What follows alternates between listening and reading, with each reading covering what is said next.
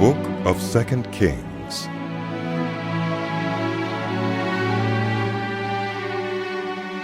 After Ahab's death, Moab rebelled against Israel.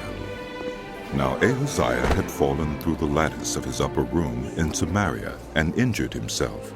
So he sent messengers, saying to them, "Go and consult Baal-zebub, the god of Ekron, to see if I will recover from this injury."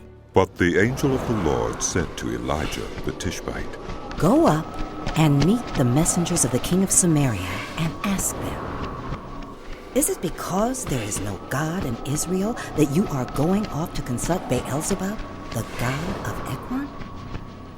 Therefore, this is what the Lord says.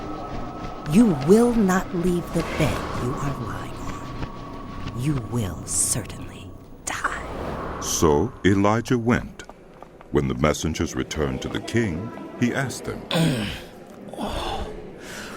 "Why have you come back?" "A man came to meet us, They replied, and he said to us, 'Go back to the king who sent you and tell him, this is what the Lord says. Is it because there is no God in Israel that you are sending messengers to consult Baal-zebub, the god of Ekron? Therefore you will not leave the bed you are lying on. You will certainly die.'" The king asked them. "What kind of man was it who came to meet you and told you this?" They replied. He had a garment of hair and had a leather belt around his waist. The king said, "That was Elijah the Tishbite." Then he sent to Elijah a captain with his company of 50 men. The captain went up to Elijah, who was sitting on the top of a hill, and said to him, "Man of God, the king says, come down." Elijah answered the captain, "If I am a man of God, may fire come down from heaven and consume you and your 50 men." Then fire fell from heaven and consumed the captain and his men. At this, the king sent to Elijah another captain with his 50 men. The captain said to him, "Man of God, this is what the king says. Come down at once." "If I am a man of God, Elijah replied, may fire come down from heaven and consume you and your 50 men." Then the fire of God fell from heaven and consumed him and his 50 men. So the king sent a third captain with his 50 men. This third captain went up and fell on his knees before Elijah. "Man of God, He begged, please have respect for my life and the lives of these 50 men, your servants. See, fire has fallen from heaven and consumed the first two captains and all their men. But now, have respect for my life." The angel of the Lord said to Elijah. "Go down with him. Do not be afraid of him." So Elijah got up and went down with him to the king. He told the king, This is what the Lord says. Is it because there is no God in Israel for you to consult, that you have sent messengers to consult Baal-zebub, the god of Ekron? Because you have done this, you will never leave the bed you are lying on. You will certainly die. So he died, according to the word of the Lord that Elijah had spoken. Because Ahaziah had no son, Joram succeeded him as king in the 2nd year of Jehoram, son of Jehoshaphat, king of Judah. As for all the other events of Ahaziah's reign and what he did, are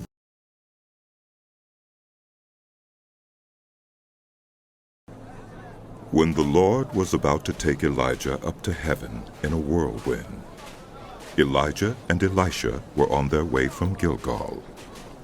Elijah said to Elisha, "Stay here. The Lord has sent me to Bethel." But Elisha said, "As surely as the Lord lives and as you live, I will not leave you." So they went down to Bethel. The company of the prophets at Bethel came out to Elisha and asked, "Do you know that the Lord is going to take your master from you today?" "Yes, I know." Elisha replied. "So be quiet."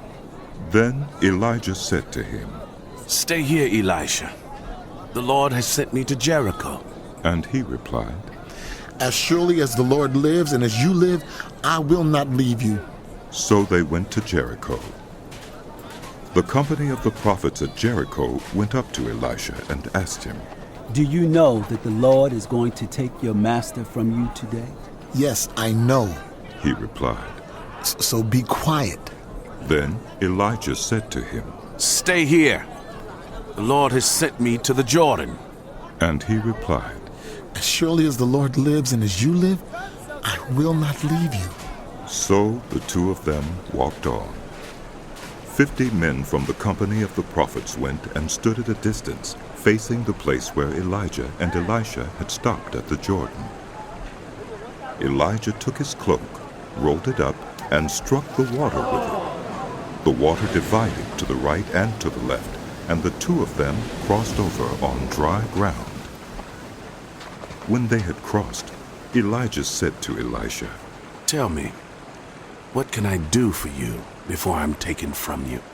Let me inherit a double portion of your spirit. Elisha replied, You have asked a difficult thing.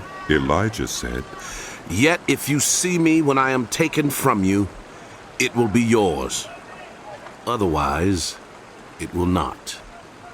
As they were walking along and talking together, suddenly a chariot of fire and horses of fire appeared and separated the two of them. And Elijah went up to heaven in a whirlwind. Master! Elisha saw this and cried out, My father!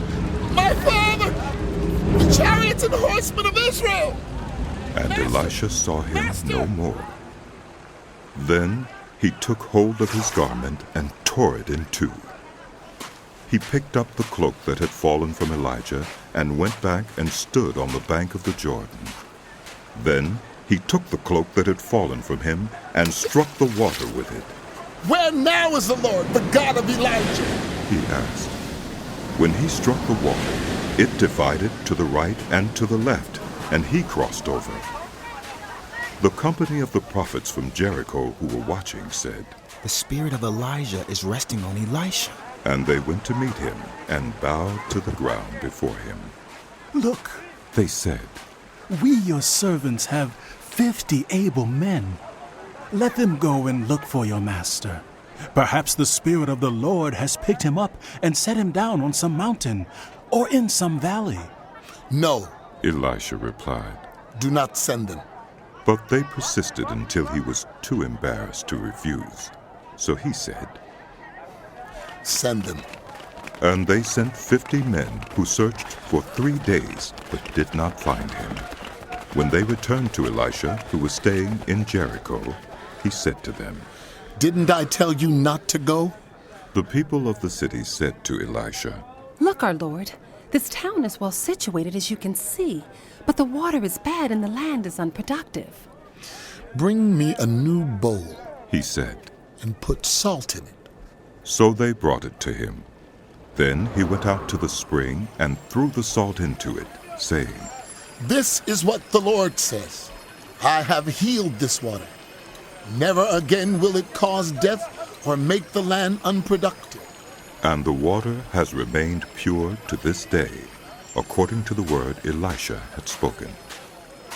From there, Elisha went up to Bethel. As he was walking along the road, some boys came out of the town and jeered at him.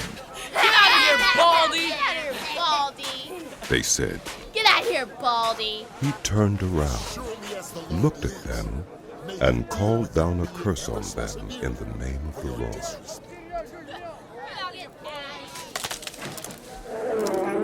Then 2 bears came out of the woods and mauled 42 of the boys. And he went on to Mount Carmel, and from there returned to Samaria. Joram, son of Ahab, became king of Israel in Samaria in the 18th year of Jehoshaphat, king of Judah, and he reigned 12 years. He did evil in the eyes of the Lord, but not as his father and mother had done. He got rid of the sacred stone of Baal that his father had made. Nevertheless, he clung to the sins of Jeroboam, son of Nebat, which he had caused Israel to commit. He did not turn away from them. Now Mesha, king of Moab, raised sheep, and he had to pay the king of Israel a tribute of 100,000 lambs and the wool of 100,000 rams. But after Ahab died, the king of Moab rebelled against the king of Israel. So at that time, King Joram set out from Samaria and mobilized all Israel. He also sent this message to Jehoshaphat, king of Judah. The king of Moab has rebelled against me. Will you go with me to fight against Moab? I will go with you, he replied. I am as you are, my people as your people, my horses as your horses. By what route shall we attack? He asked. Through the desert of Edom, he answered. So the king of Israel set out with the king of Judah and the king of Edom. After a roundabout march of 7 days, the army had no more water for themselves or for the animals with them. What? Exclaimed the king of Israel. Has the Lord called us 3 kings together, only to deliver us into the hands of Moab? But Jehoshaphat asked, Is there no prophet of the Lord here, through whom we may inquire of the Lord? An officer of the king of Israel answered, Elisha, son of Shaphat, is here. He used to pour water on the hands of Elijah. Jehoshaphat said, The word of the Lord is with him. So the king of Israel and Jehoshaphat and the king of Edom went down to him. Elisha said to the king of Israel, Why do you want to involve me? Go to the prophets of your father and the prophets of your mother. No. The king of Israel answered, Because it was the Lord who called us 3 kings together to deliver us into the hands of Moab.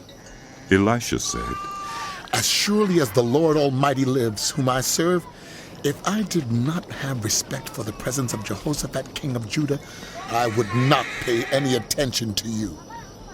But now bring me a harpist.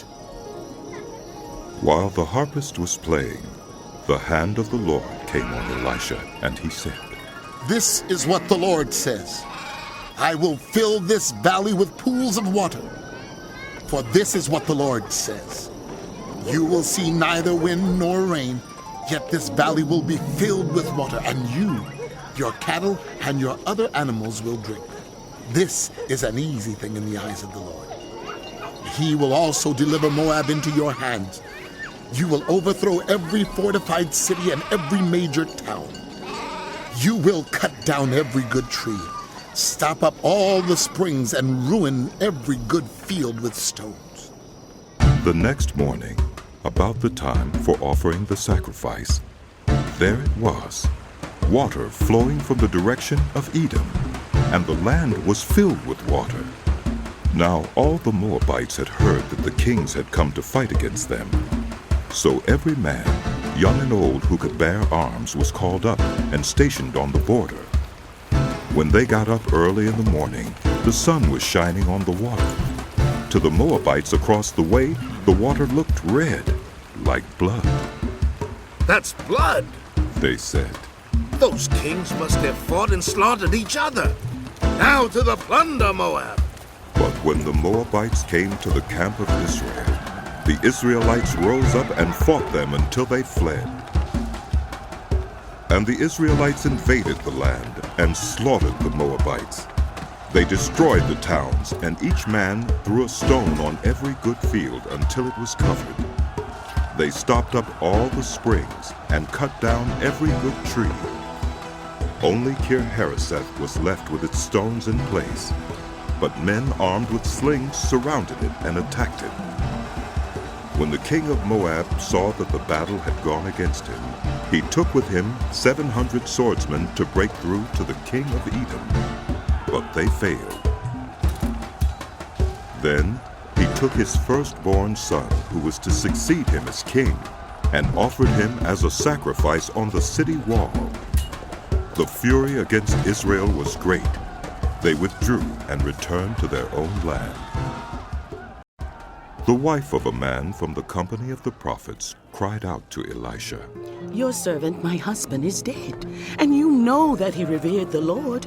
But now his creditor is coming to take my 2 boys as his slaves. Elisha replied to her, How can I help you? Tell me, what do you have in your house? Your servant has nothing there at all, she said, except a little olive oil. Elisha said, Go around and ask all your neighbors for empty jars. Don't ask for just a few. Then go inside and shut the door behind you and your sons. Pour oil into all the jars, and as each is filled, put it to one side." She left him and shut the door behind her and her sons. They brought the jars to her, and she kept pouring. When all the jars were full, she said to her son, "Bring me another one." But he replied, "There's not a jar left." Then the oil stopped flowing. She went and told the man of God, and he said, "Go, sell the oil and pay your debts. You and your sons can live on what is left."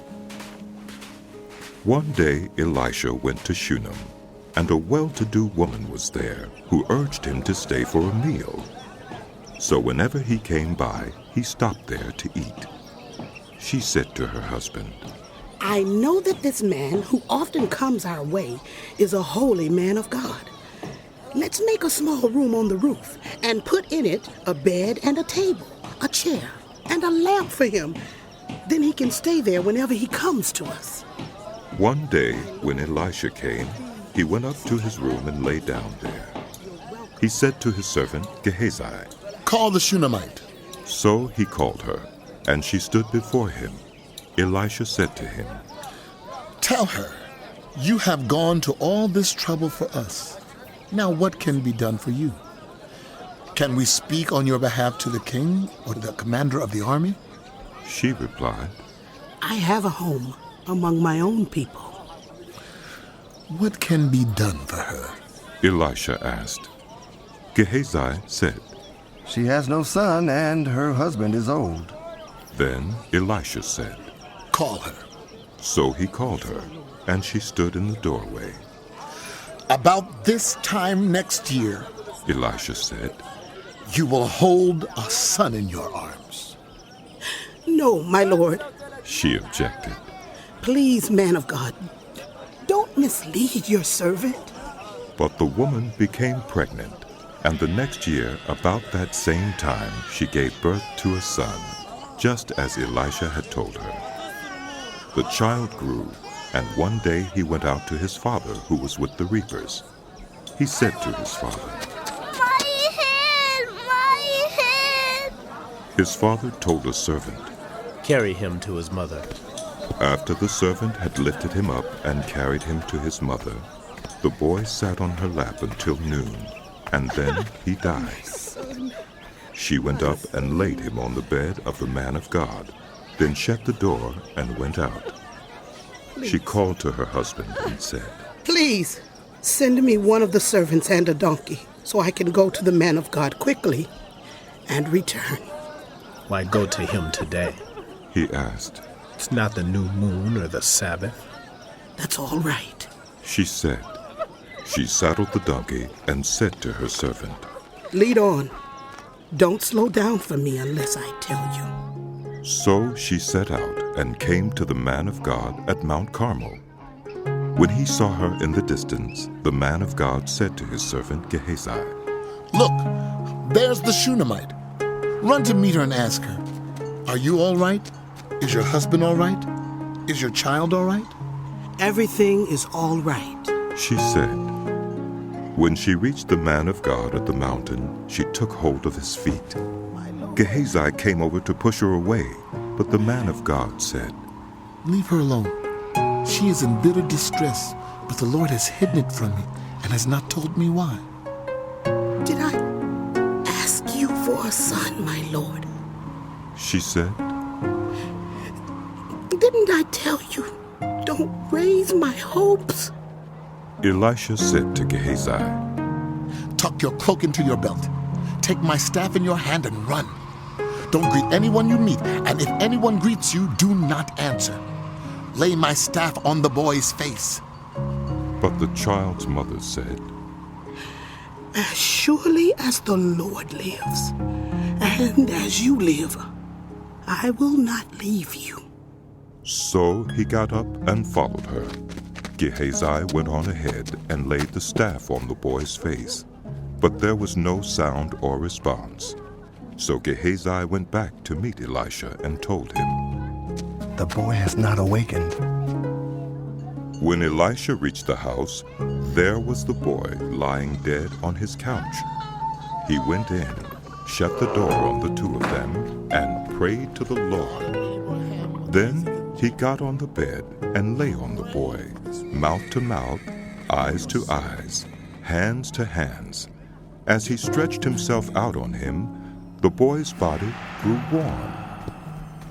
Elisha turned away and walked back and forth in the room, and then got on the bed and stretched out on him once more.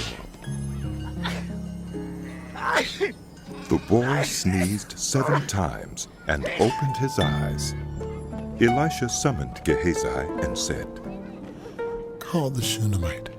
And he did. When she came, he said, "Take your son." She came in, fell at his feet, and bowed to the ground. Then she took her son and went out. Elisha returned to Gilgal, and there was a famine in that region. While the company of the prophets was meeting with him, he said to his servant, "Put on the large pot and cook some stew for this company." One of them went out into the fields to gather herbs and found a wild vine. He gathered some of its gourds and filled the fold of his cloak. When he returned, he cut them up into the pot of stew, though no one knew what they were. The stew was poured out for the men, but as they began to eat it, they cried out, "Men of God, there is death in the pot!" And they could not eat it. Elisha said, "Get some flour." He put it into the pot and said, "Serve it to the people to eat." And there was nothing harmful in the pot. A man came from Baal-Shalusha, bringing the man of God 20 loaves of barley bread, baked from the first ripe grain, along with some heads of new grain. "Give it to the people to eat." Elisha said, "How can I set this before 100 men?" his servant asked. But Elisha answered, "Give it to the people to eat, for this is what the Lord says. They will eat and have some left over." Then he set it before them, and they ate and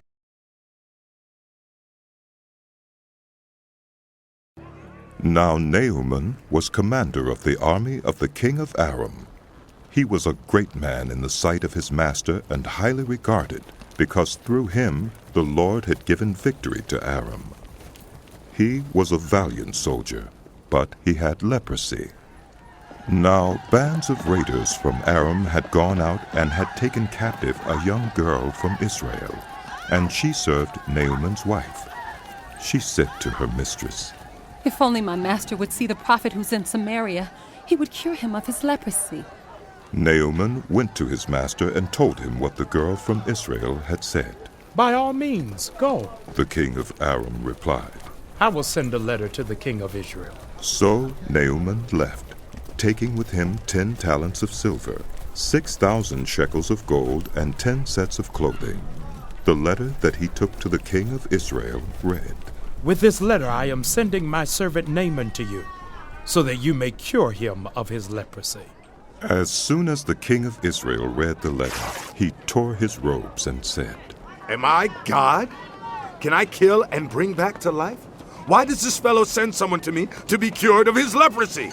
See how he was trying to pick a quarrel with me?" When Elisha, the man of God, heard that the king of Israel had torn his robes, he sent him this message, "Why have you torn your robes? Have the man come to me, and he will know that there is a prophet in Israel." So Naaman went with his horses and chariots and stopped at the door of Elisha's house. Elisha sent a messenger to say to him, "Go wash yourself 7 times in the Jordan, and your flesh will be restored, and you will be cleansed."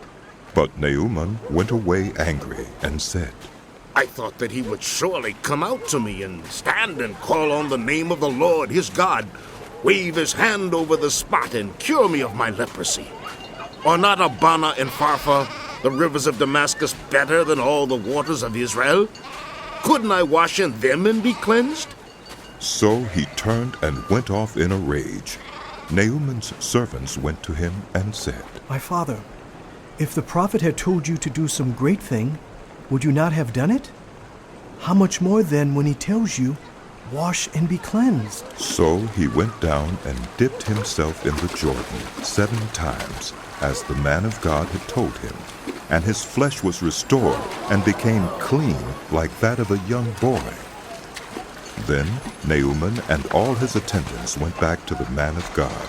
He stood before him and said, Now I know that there is no God in all the world except in Israel. So please accept a gift from your servant. The prophet answered, As surely as the Lord lives whom I serve, I will not accept a thing. And even though Naaman urged him, he refused. If you will not, said Naaman, please let me, your servant, be given as much earth as a pair of mules can carry. For your servant will never again make burnt offerings and sacrifices to any other god but the Lord. But may the Lord forgive your servant for this one thing. When my master enters the temple of Rimmon to bow down, and he is leaning on my arm, and I have to bow there also, when I bow down in the temple of Rimmon, may the Lord forgive your servant for this. Go in peace, Elisha said.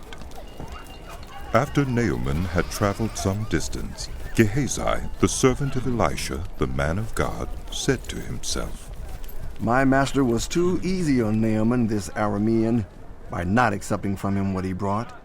As surely as the Lord lives, I will run after him and get something from him. So Gehazi hurried after Naaman. When Naaman saw him running toward him, he got down from the chariot to meet him. Is everything all right? He asked. Everything is all right, Gehazi answered. My master sent me to say, 2 young men from the company of the prophets have just come to me from the hill country of Ephraim. Please give them a talent of silver and 2 sets of clothing. By all means, take 2 talents, said Naaman. He urged Gehazi to accept them, and then tied up the 2 talents of silver in 2 bags with 2 sets of clothing. He gave them to 2 of his servants, and they carried them ahead of Gehazi. When Gehazi came to the hill, he took the things from the servants and put them away in the house. He sent the men away, and they left. When he went in and stood before his master, Elisha asked him, Where have you been, Gehazi? Your servant didn't go anywhere, Gehazi answered. But Elisha said to him, Was not my spirit with you when the man got down from his chariot to meet you? Is this the time to take money or to accept clothes, or olive groves or vineyards, or flocks and herds, or male and female slaves? Naaman's leprosy will cling to you and to your descendants forever. Then Gehazi went from Elisha's presence, and his skin was leprous. It had become as white as snow. The company of the prophets said to Elisha, Look, the place where we meet with you is too small for us. Let us go to the Jordan, where each of us can get a pole, and let us build a place there for us to meet. And he said, Go. Then one of them said, Won't you please come with your servants? I will, Elisha replied, and he went with them. They went to the Jordan and began to cut down trees. As one of them was cutting down a tree, the iron axe head fell into the water. Oh no, my lord, He cried out. It was borrowed. The man of God asked, Where did it fall? When he showed him the place, Elisha cut a stick and threw it there, and made the iron float. Lift it out, he said. Then the man reached out his hand and took it. Now the king of Aram was at war with Israel. After conferring with his officers, he said, I will set up my camp in such and such a place. The man of God sent word to the king of Israel. Beware of passing that place, because the Arameans are going down there. So the king of Israel checked on the place indicated by the man of God. Time and again Elisha warned the king so that he was on his guard in such places. This enraged the king of Aram. He summoned his officers and demanded of them, Tell me, Which of us is on the side of the king of Israel? None of us, my lord the king, said one of his officers. But Elisha, the prophet who is in Israel, tells the king of Israel the very words you speak in your bedroom. Go, find out where he is, the king ordered, so I can send men and capture him. The report came back. He is in Dothan. Then he sent horses and chariots and a strong force there. They went by night and surrounded the city. When the servant of the man of God got up and went out early the next morning, an army with horses and chariots had surrounded the city. "Oh no, my lord! What shall we do?" the servant asked. "Don't be afraid," the prophet answered. "Those who are with us are more than those who are with them." And Elisha prayed, "Open his eyes, Lord, so that he may see." Then the Lord opened the servant's eyes, and he looked and saw the hills full of horses and chariots of fire all around Elisha. As the enemy came down toward him, Elisha prayed to the Lord, "Strike this army with blindness." So he struck them with blindness, as Elisha had asked. Elisha told them, "This is not the road, and this is not the city. Follow me, and I will lead you to the man you are looking for." And he led them to Samaria. After they entered the city, Elisha said, "Lord, open the eyes of these men so they can see." Then the Lord opened their eyes, and they looked, and there they were inside Samaria. When the king of Israel saw them, he asked Elisha, "Shall I kill them, my father? Shall I kill them?" "Do not kill them," he answered. "Would you kill those you have captured with your own sword or bow? Set food and water before them so that they may eat and drink, and then go back to their master." So he prepared a great feast for them, and after they had finished eating and drinking, he sent them away, and they returned to their master. So the bands from Aram stopped raiding Israel's territory. Sometime later, Ben-Hadad, king of Aram, mobilized his entire army and marched up and laid siege to Samaria. There was a great famine in the city.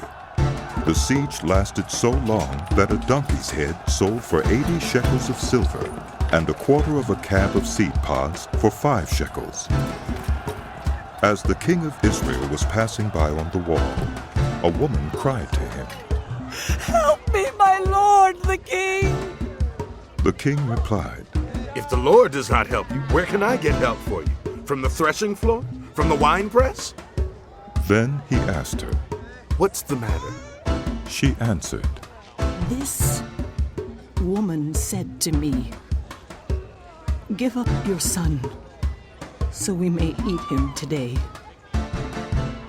And tomorrow we'll eat my son.' So we cooked my son and ate him. The next day I said to her, 'Give up your son, so we may eat him.' But she had hidden him." When the king heard the woman's words, he tore his robes. As he went along the wall, the people looked, and they saw that under his robes he had sackcloth on his body. He said, "May God deal with me, be it ever so severely, if the head of Elisha, son of Shaphat, remains on his shoulders today." Now Elisha was sitting in his house, and the elders were sitting with him. The king sent a messenger ahead, but before he arrived, Elisha said to the elders, "Don't you see how this murderer is sending someone to cut off my head? Look, when the messenger comes, shut the door and hold it shut against him. Is not the sound of his master's footsteps behind him?"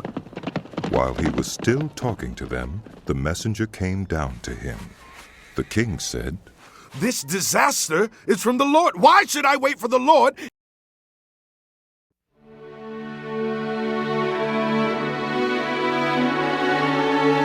The book of Second Kings continued.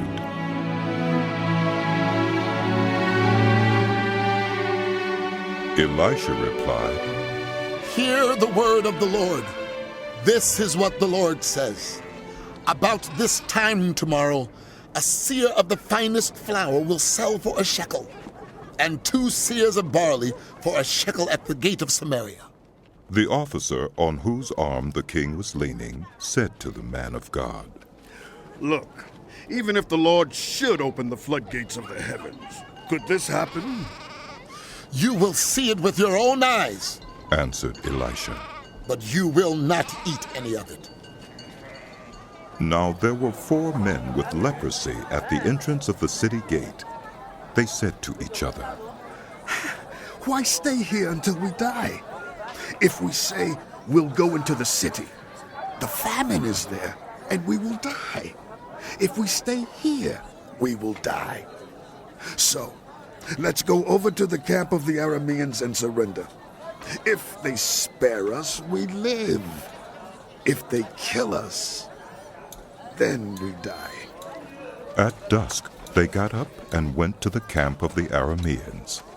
When they reached the edge of the camp, no one was there, for the Lord had caused the Arameans to hear the sound of chariots and horses and a great army, so that they said to one another, Look, the king of Israel has hired the Hittite and Egyptian kings to attack us.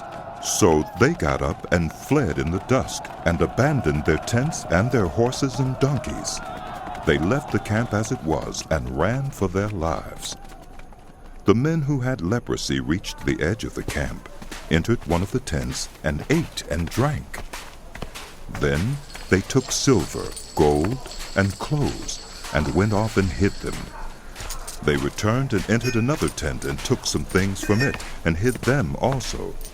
Then they said to each other, What we're doing is not right. This is a day of good news, and we are keeping it to ourselves. If we wait until daylight, punishment will overtake us. Let's go at once and report this to the royal palace. So they went and called out to the city gatekeepers and told them, We went into the Aramean camp and no one was there. Not a sound of anyone. Only tethered horses and donkeys, and the tents left just as they were. The gatekeepers shouted the news, and it was reported within the palace. The king got up in the night and said to his officers, I will tell you what the Arameans have done to us. They know we are starving, so they have left the camp to hide in the countryside, thinking they will surely come out, and then we will take them alive and get into the city. One of his officers answered, Have some men take 5 of the horses that are left in the city. Their plight will be like that of all the Israelites left here. Yes, they will only be like all these Israelites who are doomed. So let us send them to find out what happened. So they selected 2 chariots with their horses, and the king sent them after the Aramean army. He commanded the drivers, Go and find out what has happened. They followed them as far as the Jordan, and they found the whole road strewn with the clothing and equipment the Arameans had thrown away in their headlong flight. So the messengers returned and reported to the king.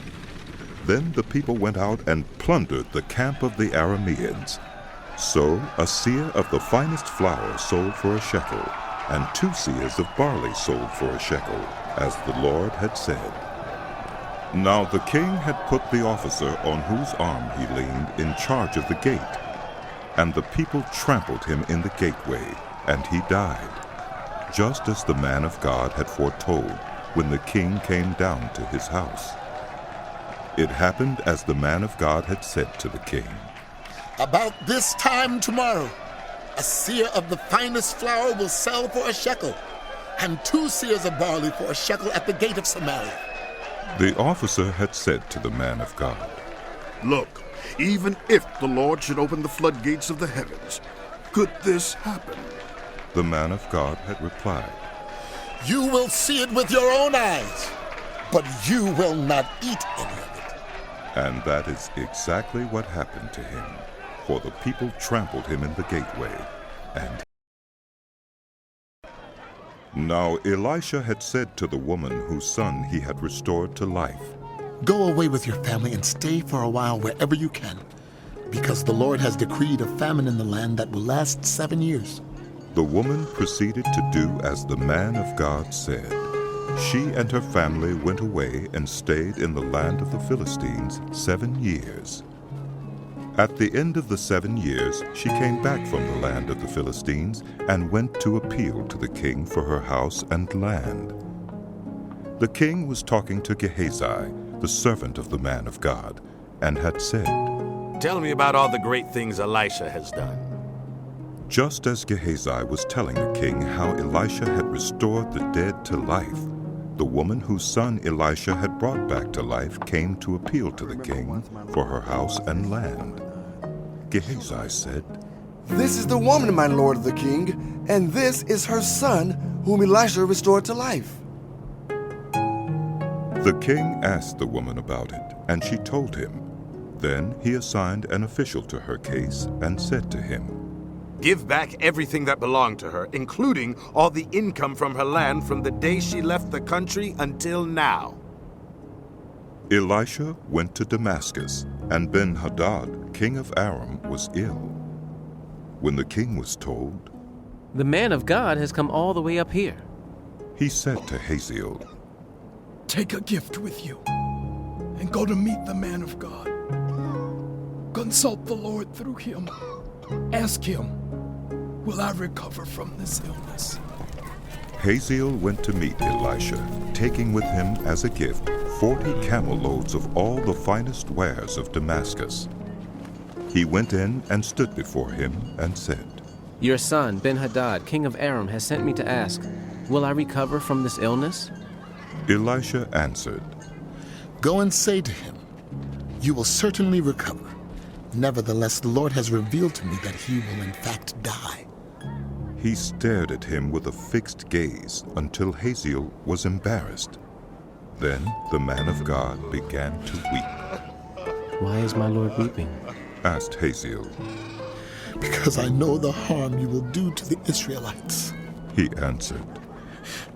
"You will set fire to their fortified places, kill their young men with the sword, dash their little children to the ground, and rip open their pregnant women." Hazael said, "How could your servant, a mere dog, accomplish such a feat?" "The Lord has shown me that you will become king of Aram," answered Elisha. Then Hazael left Elisha and returned to his master. When Ben-Hadad asked, "What did Elisha say to you?" Hazael replied, "He told me that you would certainly recover." But the next day he took a thick cloth, soaked it in water, and spread it over the king's face, so that he died. Then Hazael succeeded him as king.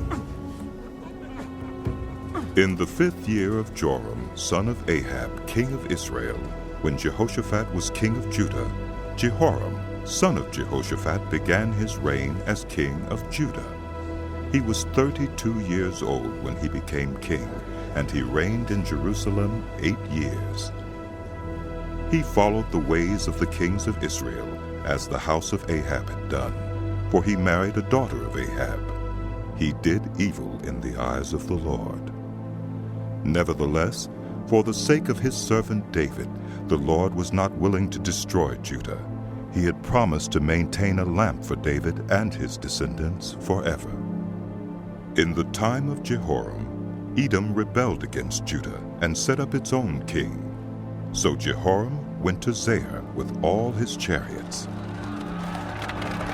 The Edomites surrounded him and his chariot commanders, but he rose up and broke through by night. His army, however, fled back home. To this day, Edom has been in rebellion against Judah. Libnah revolted at the same time. As for the other events of Jehoram's reign and all he did, are they not written in the book of the annals of the kings of Judah? Jehoram rested with his ancestors and was buried with them in the city of David, and Ahaziah his son succeeded him as king. In the 12th year of Joram, son of Ahab, king of Israel, Ahaziah, son of Jehoram, king of Judah, began to reign. Ahaziah was 22 years old when he became king, and he reigned in Jerusalem 1 year. His mother's name was Athaliah, a granddaughter of Omri, king of Israel. He followed the ways of the house of Ahab and did evil in the eyes of the Lord, as the house of Ahab had done, for he was related by marriage to Ahab's family. Ahaziah went with Joram, son of Ahab, to war against Hazael, king of Aram, at Ramoth-Gilead. The Arameans wounded Joram, so King Joram returned to Jezreel to recover from the wounds the Arameans had inflicted on him at Ramoth in his battle with Hazael, king of Aram. Then Ahaziah, son of Jehoram, king of Judah, went down to Jezreel to see Joram, son of Ahab.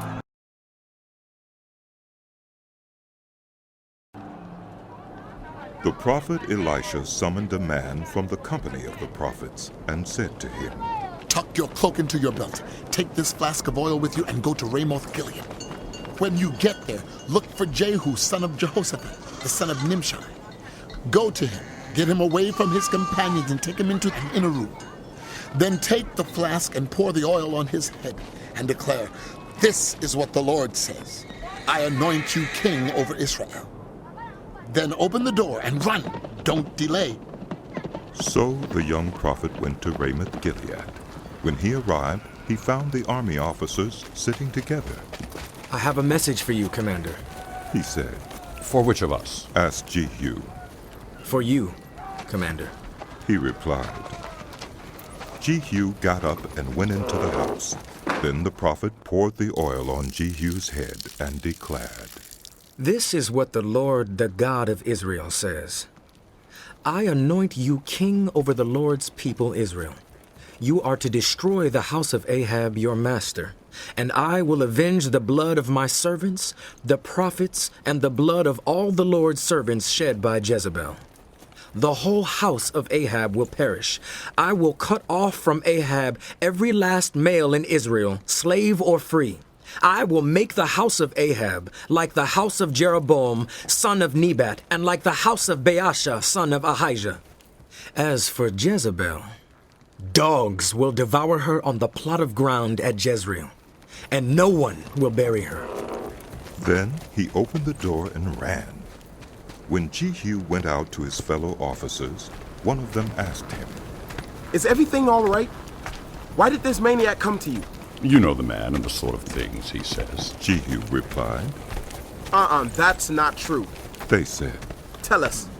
Jehu said, Here's what he told me. This is what the Lord says. I anoint you king over Israel. They quickly took their cloaks and spread them under him on the bare steps. Then they blew the trumpet and shouted, Jehu is king! So Jehu, son of Jehoshaphat, the son of Nimshi, conspired against Joram.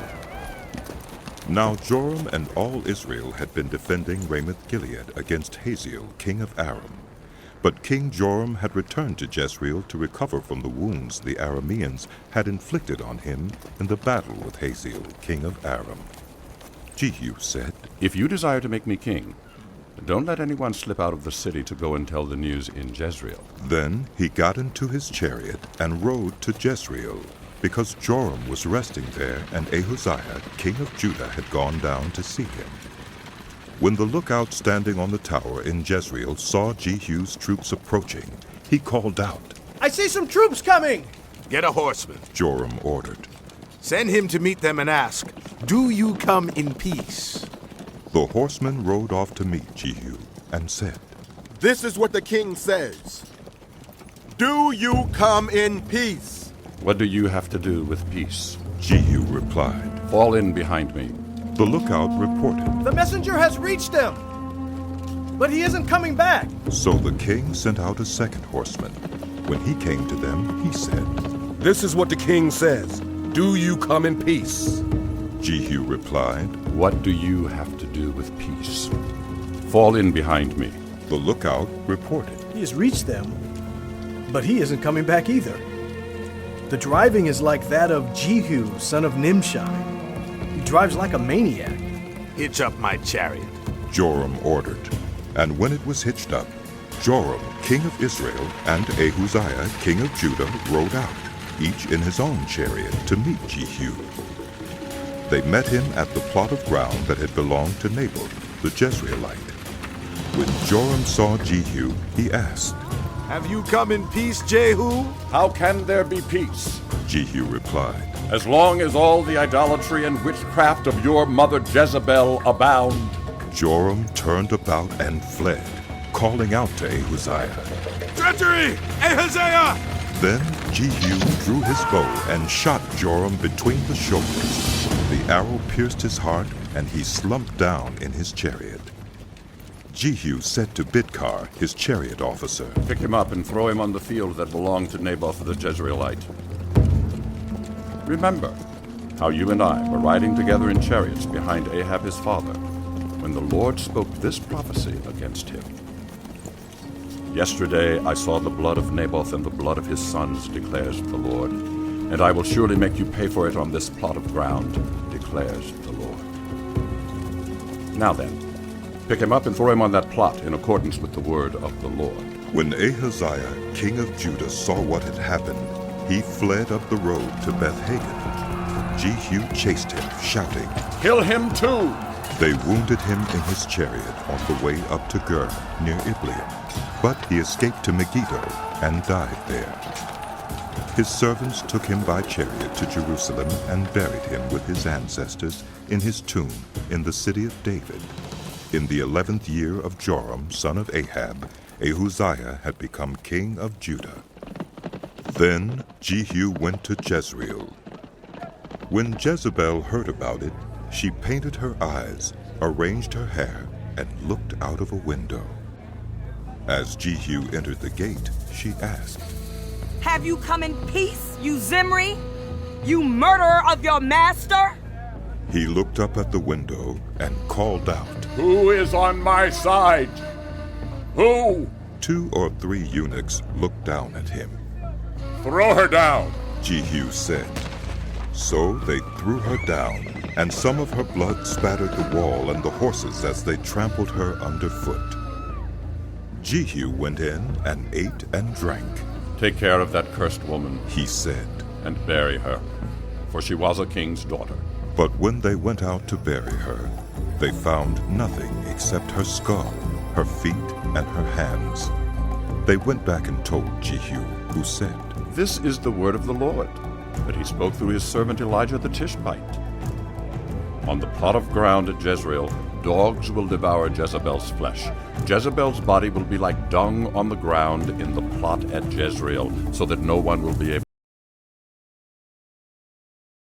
Now there were in Samaria 70 sons of the house of Ahab.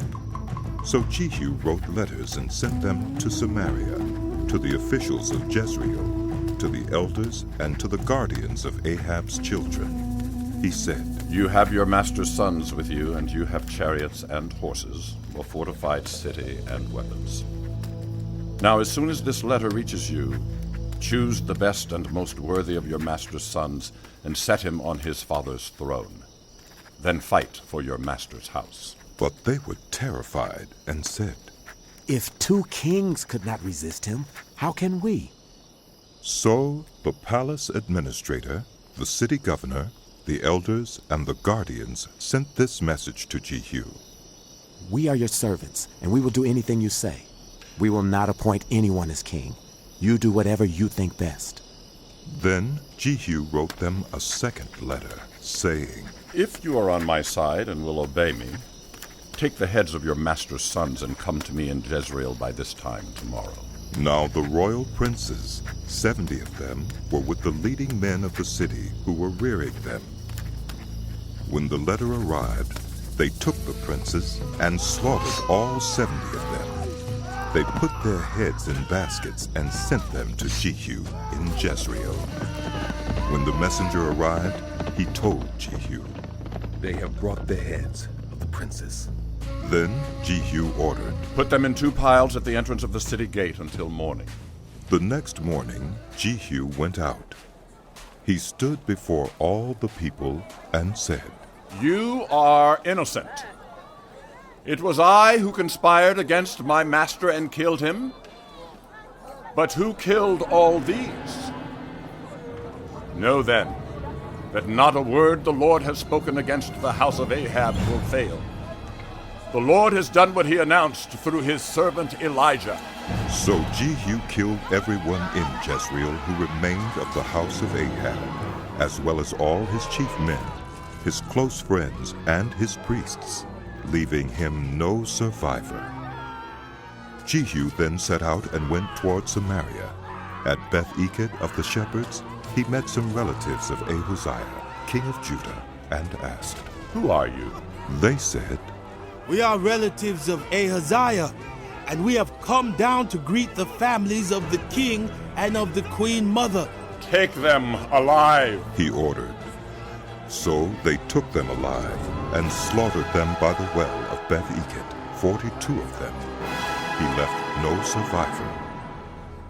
After he left there, he came upon Jehonadab, son of Rechab, who was on his way to meet him. Jehu greeted him and said, Are you in accord with me as I am with you? I am, Jehonadab answered. If so, give me your hand.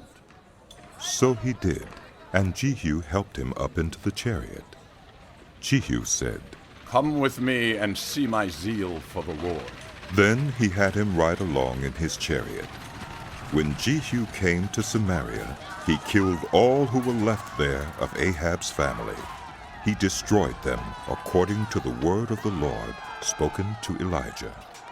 Then Jehu brought all the people together and said to them, Ahab served Baal a little.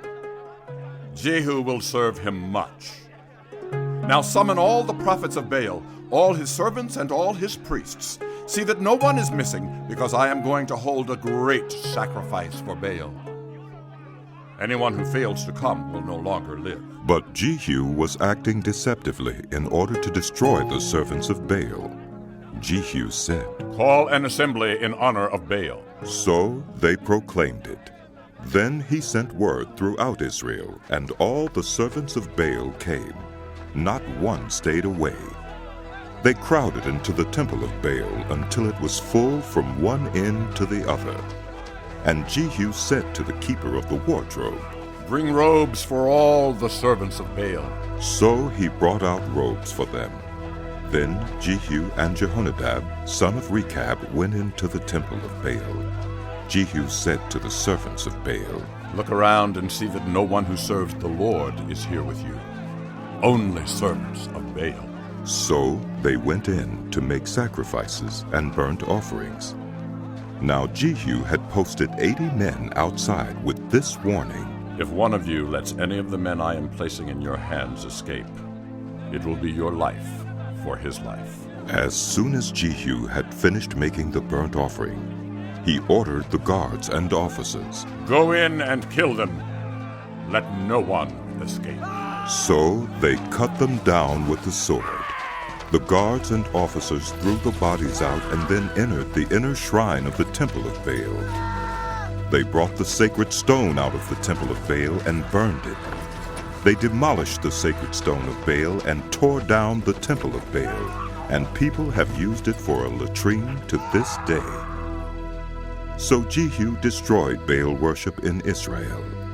However, he did not turn away from the sins of Jeroboam, son of Nebat, which he had caused Israel to commit, the worship of the golden calves at Bethel and Dan. The Lord said to Jehu, Because you have done well in accomplishing what is right in my eyes, and have done to the house of Ahab all I had in mind to do, your descendants will sit on the throne of Israel to the 4th generation. Yet Jehu was not careful to keep the law of the Lord, the God of Israel, with all his heart. He did not turn away from the sins of Jeroboam, which he had caused Israel to commit. In those days the Lord began to reduce the size of Israel. Hazael overpowered the Israelites throughout their territory east of the Jordan in all the land of Gilead, the region of Gad, Reuben, and Manasseh, from Aurora by the Arnon Gorge through Gilead to Bashan. As for the other events of Jehu's reign, all he did and all his achievements, are they not written in the book of the annals of the kings of Israel? Jehu rested with his ancestors and was buried in Samaria, and Jehoahaz his son succeeded him as king. The time that Jehu reigned over Israel in Samaria was 20. When Athaliah, the mother of Ahaziah, saw that her son was dead, she proceeded to destroy the whole royal family. But Jehosheba, the daughter of King Jehoram and sister of Ahaziah, took Joash, son of Ahaziah, and stole him away from among the royal princes, who were about to be murdered. She put him and his nurse in a bedroom to hide him from Athaliah, so he was not killed. He remained hidden with his nurse at the temple of the Lord for 6 years, while Athaliah ruled the land. In the 7th year, Jehoiada sent for the commanders of the units of 100, the Carites and the guards, and had them brought to him at the temple of the Lord. He made a covenant with them and put them under oath at the temple of the Lord. Then he showed them the king's son. He commanded them, saying, "This is what you are to do, you who are in the 3 companies that are going on duty on the Sabbath. A third of you guarding the royal palace, a third at the Sur gate, and a third at the gate behind the guard, who take turns guarding the temple. And you who are in the other 2 companies that normally go off Sabbath duty are all to guard the temple for the king. Station yourselves around the king, each of you with weapon in hand. Anyone who approaches your ranks is to be put to death. Stay close to the king wherever he goes."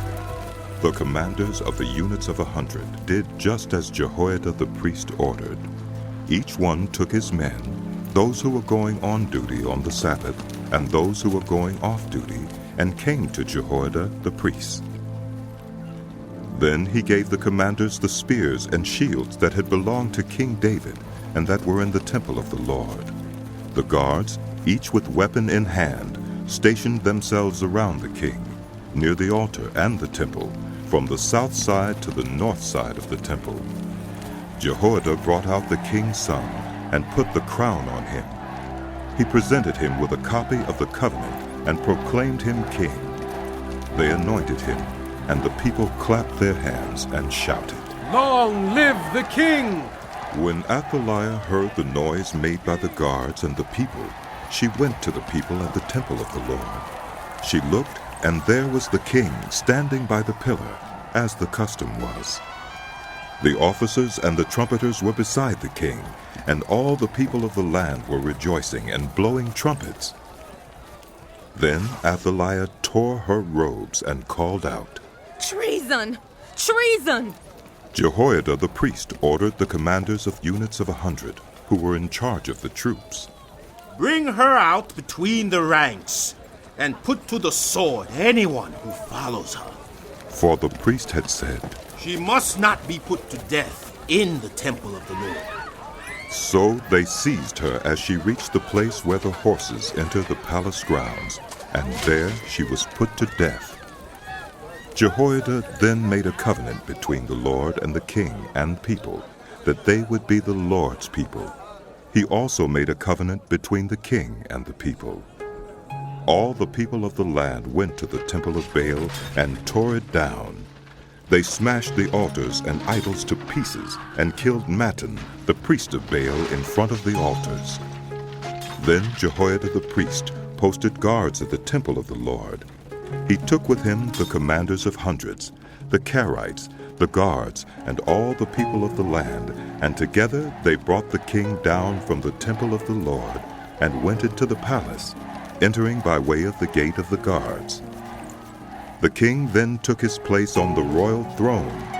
All the people of the land rejoiced, and the city was calm, because Athaliah had been slain with the sword at the palace. Joash was 7 years old when he began to reign.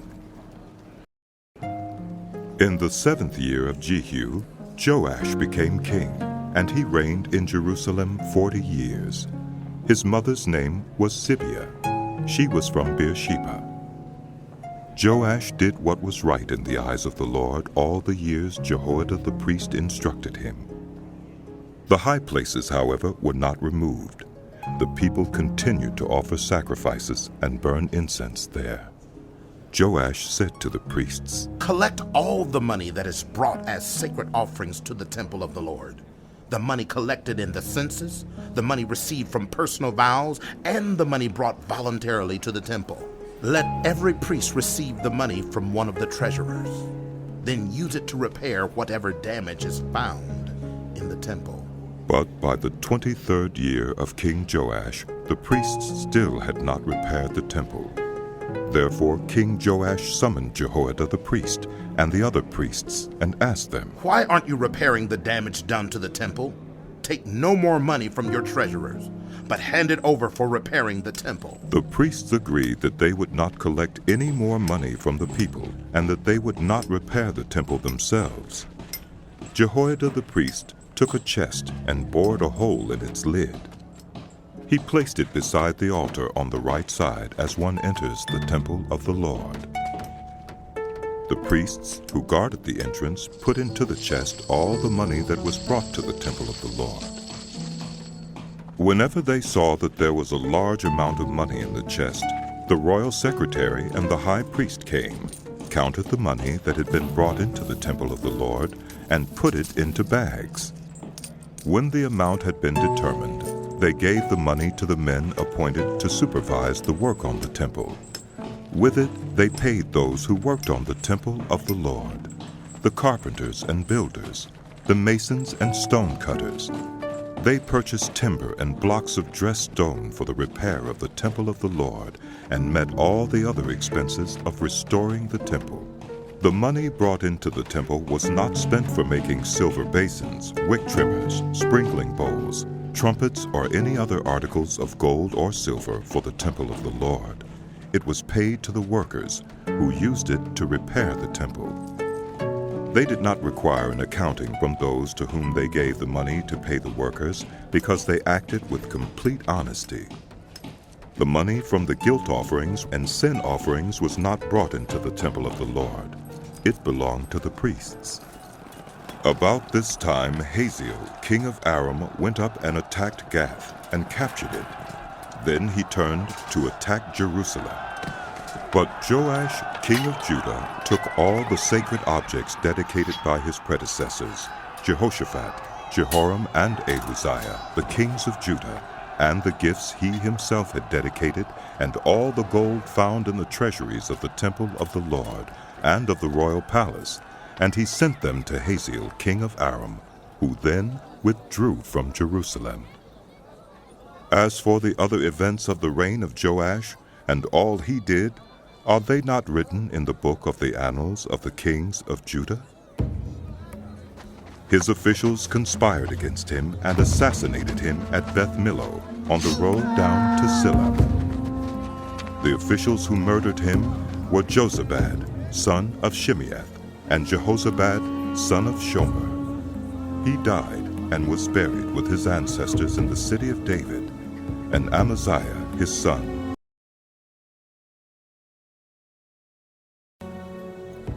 In the 23rd year of Joash, son of Ahaziah, king of Judah, Jehoahaz, son of Jehu, became king of Israel in Samaria, and he reigned 17 years.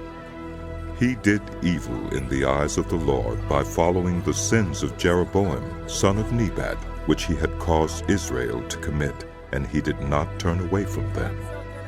So the Lord's anger burned against Israel, and for a long time he kept them under the power of Hazael, king of Aram, and Ben-Hadad, his son.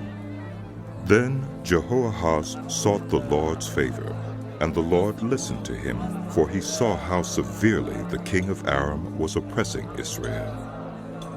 The Lord provided a deliverer for Israel, and they escaped from the power of Aram.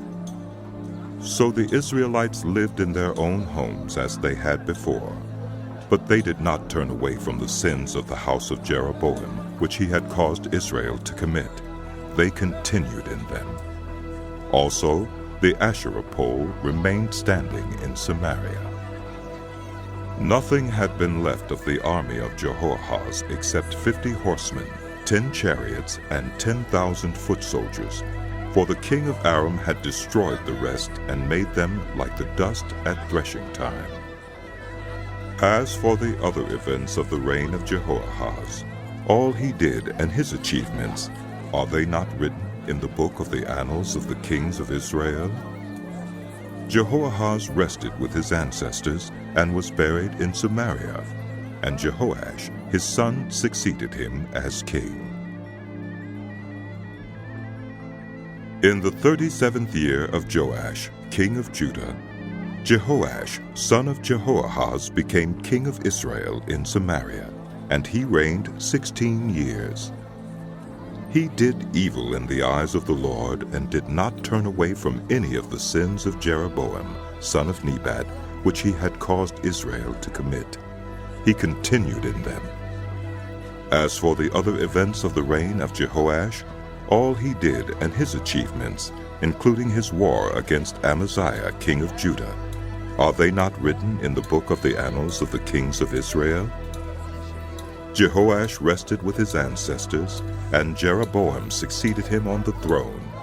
Jehoash was buried in Samaria with the kings of Israel. Now Elisha was suffering from the illness from which he died. Jehoash, king of Israel, went down to see him and wept over him. My father!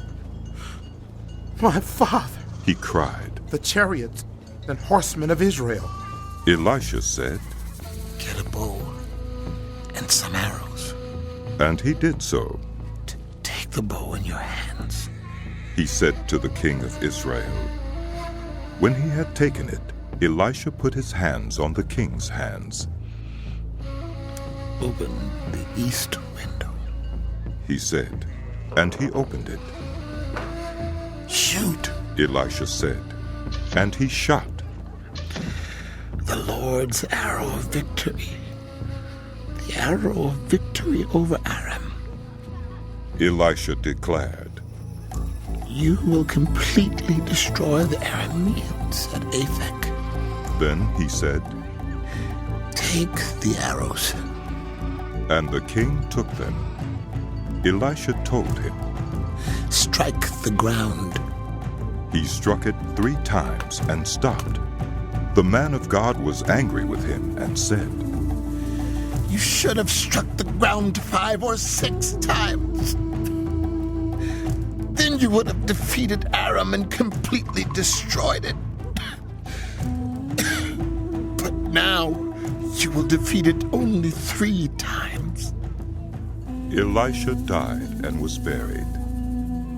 Now Moabite raiders used to enter the country every spring. Once, while some Israelites were burying a man, suddenly they saw a band of raiders, so they threw the man's body into Elisha's tomb. When the body touched Elisha's bones, the man came to life and stood up on his feet. Hazael, king of Aram, oppressed Israel throughout the reign of Jehoahaz. But the Lord was gracious to them and had compassion and showed concern for them because of his covenant with Abraham, Isaac, and Jacob. To this day he has been unwilling to destroy them or banish them from his presence. Hazael, king of Aram, died, and Ben-Hadad, his son, succeeded him as king. Then Jehoash, son of Jehoahaz, recaptured from Ben-Hadad, son of Hazael, the towns he had taken in battle from his father Jehoahaz. 3 times Jehoash defeated him, and so he recovered the. In the 2nd year of Jehoash, son of Jehoahaz, king of Israel, Amaziah, son of Joash, king of Judah, began to reign. He was 25 years old when he became king, and he reigned in Jerusalem 29 years. His mother's name was Jehoadan. She was from Jerusalem. He did what was right in the eyes of the Lord, but not as his father David had done. In everything he followed the example of his father Joash. The high places, however, were not removed.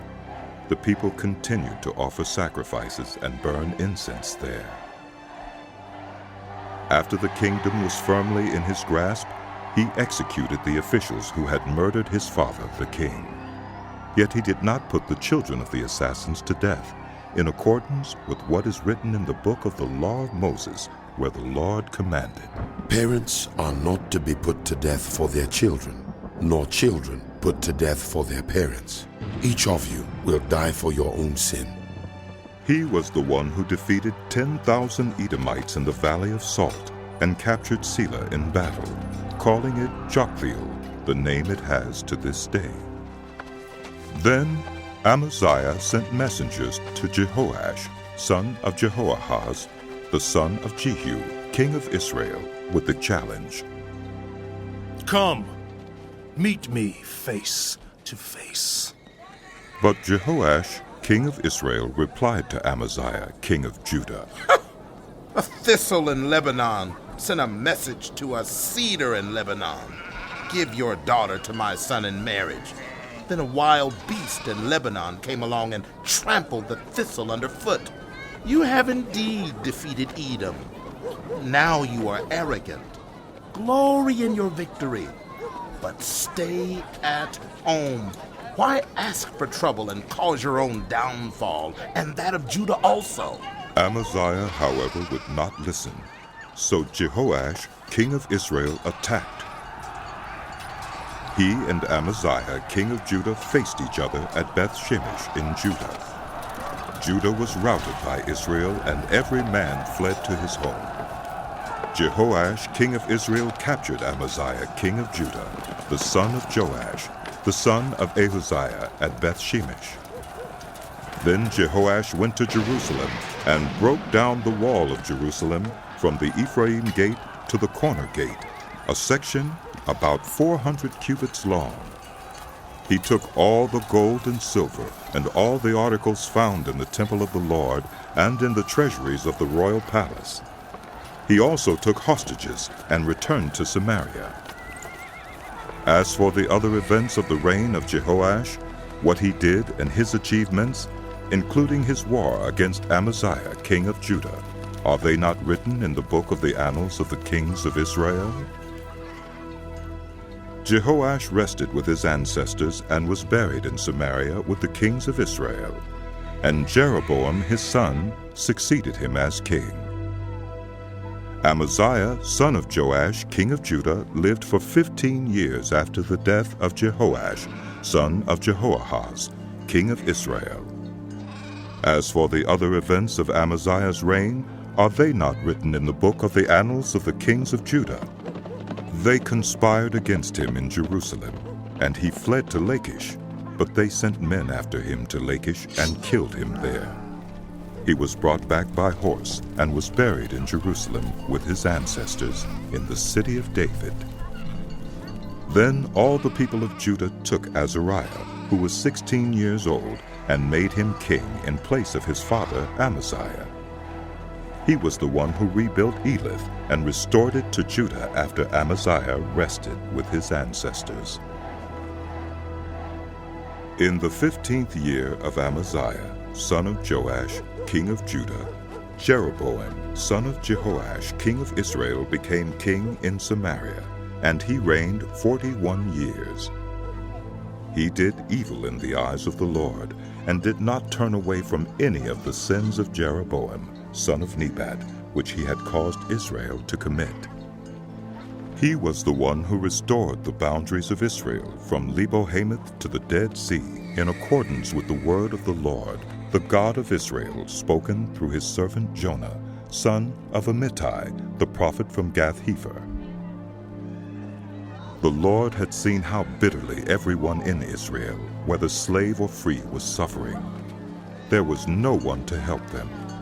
And since the Lord had not said he would blot out the name of Israel from under heaven, he saved them by the hand of Jeroboam, son of Jehoash. As for the other events of Jeroboam's reign, all he did, and his military achievements, including how he recovered for Israel both Damascus and Hamath, which had belonged to Judah, are they not written in the book of the annals of the kings of Israel? Jeroboam rested with his ancestors, the kings of Israel, and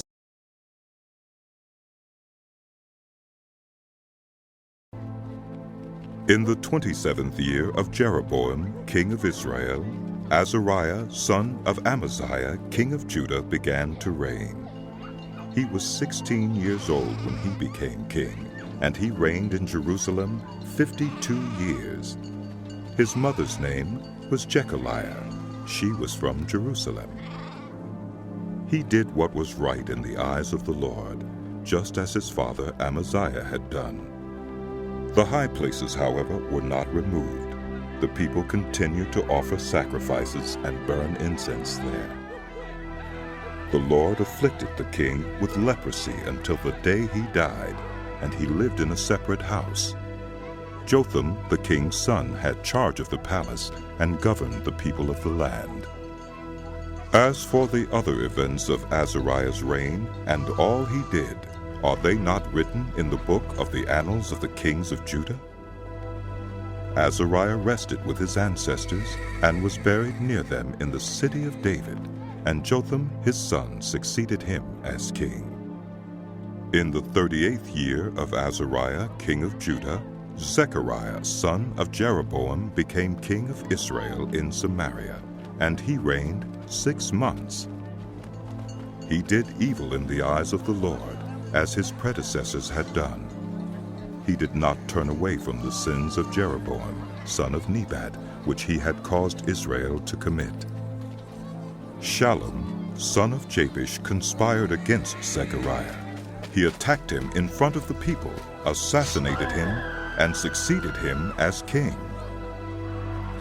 The other events of Zechariah's reign are written in the book of the annals of the kings of Israel. So the word of the Lord spoken to Jehu was fulfilled. Your descendants will sit on the throne of Israel to the 4th generation. Shallum, son of Jabesh, became king in the 39th year of Uzziah, king of Judah, and he reigned in Samaria 1 month. Then Menahem, son of Gadi, went from Tirzah up to Samaria. He attacked Shallum, son of Jabesh, in Samaria, assassinated him, and succeeded him as king. The other events of Shallum's reign and the conspiracy he led are written in the book of the annals of the kings of Israel. At that time, Menahem, starting out from Tirzah, attacked Tifsah and everyone in the city and its vicinity, because they refused to open their gates. He sacked Tifsah and ripped open all the pregnant women. In the 39th year of Azariah, king of Judah, Menahem, son of Gadi, became king of Israel, and he reigned in Samaria 10 years. He did evil in the eyes of the Lord. During his entire reign, he did not turn away from the sins of Jeroboam, son of Nebat, which he had caused Israel to commit. Then Pul, king of Assyria, invaded the land, and Menahem gave him 1,000 talents of silver to gain his support and strengthen his own hold on the kingdom. Menahem exacted this money from Israel. Every wealthy person had to contribute 50 shekels of silver to be given to the king of Assyria. So the king of Assyria withdrew and stayed in the land no longer. As for the other events of Menahem's reign and all he did, are they not written in the book of the annals of the kings of Israel? Menahem rested with his ancestors, and Pekahiah, his son, succeeded him as king. In the 50th year of Azariah, king of Judah, Pekahiah, son of Menahem, became king of Israel in Samaria, and he reigned 2 years. Pekahiah did evil in the eyes of the Lord. He did not turn away from the sins of Jeroboam, son of Nebat, which he had caused Israel to commit. One of his chief officers, Pekah, son of Remaliah, conspired against him. Taking 50 Gileadites with him, he assassinated Pekahiah along with Argob and Ariah in the citadel of the royal palace at Samaria. So Pekah killed Pekahiah and succeeded him as king. The other events of Pekahiah's reign and all he did are written in the book of the annals of the kings of Israel. In the 52nd year of Azariah, king of Judah, Pekah, son of Remaliah, became king of Israel in Samaria, and he reigned 20 years. He did evil in the eyes of the Lord. He did not turn away from the sins of Jeroboam, son of Nebat, which he had caused Israel to commit. In the time of Pekah, king of Israel, Tiglath-Pileser, king of Assyria, came and took Ijon, Abel-Beth-Maachah, Genoa, Kedesh, and Hazor. He took Gilead and Galilee, including all the land of Naphtali, and deported the people to Assyria. Then Hoshea, son of Elah, conspired against Pekah, son of Remaliah. He attacked and assassinated him, and then succeeded him as king in the 20th year of Jotham, son of Uzziah. As for the other events of Pekah's reign and all he did, are they not written in the book of the annals of the kings of Israel? In the 2nd year of Pekah, son of Remaliah, king of Israel, Jotham, son of Uzziah, king of Judah, began to reign. He was 25 years old when he became king, and he reigned in Jerusalem 16 years. His mother's name was Jerusha, daughter of Zadok.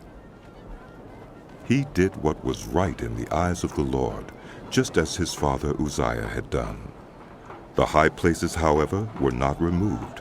The people continued to offer sacrifices and burn incense there.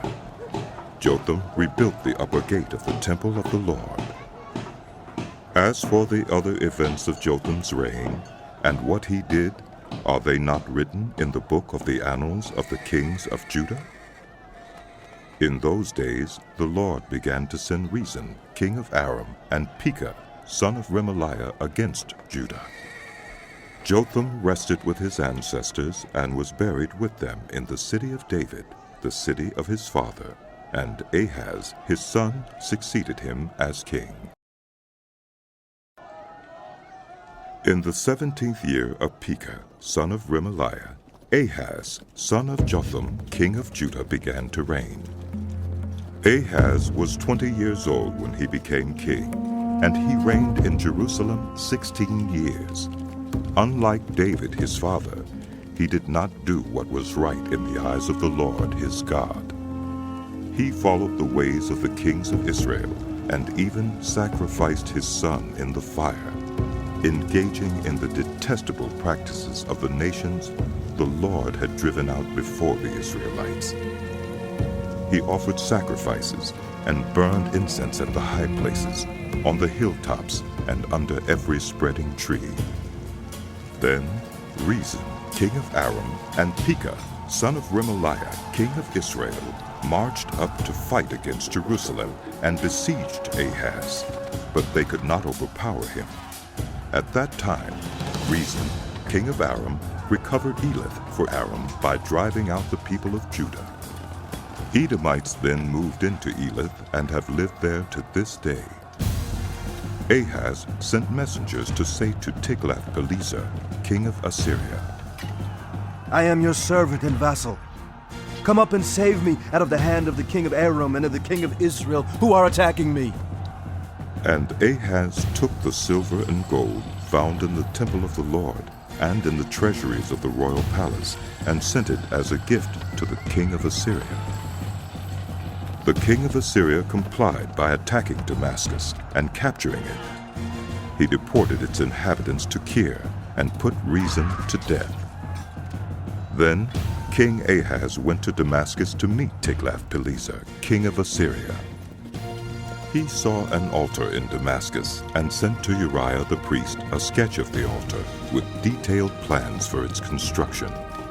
So Uriah the priest built an altar in accordance with all the plans that King Ahaz had sent from Damascus, and finished it before King Ahaz returned. When the king came back from Damascus and saw the altar, he approached it and presented offerings on it. He offered up his burnt offering and grain offering, poured out his drink offering, and splashed the blood of his fellowship offerings against the altar. The bronze altar that stood before the Lord he brought from the front of the temple, from between the new altar and the temple of the Lord, and put it on the north side of the new altar. King Ahaz then gave these orders to Uriah the priest. On the large new altar, offer the morning burnt offering and the evening grain offering, the king's burnt offering and his grain offering, and the burnt offering of all the people of the land, and their grain offering and their drink offering. Splash against this altar the blood of all the burnt offerings and sacrifices. But I will use the bronze altar for seeking guidance. And Uriah the priest did just as King Ahaz had ordered. King Ahaz cut off the side panels and removed the basins from the movable stands. He removed the sea from the bronze bulls that supported it and set it on a stone base. He took away the Sabbath canopy that had been built at the temple and removed the royal entryway outside the temple of the Lord in deference to the king of Assyria.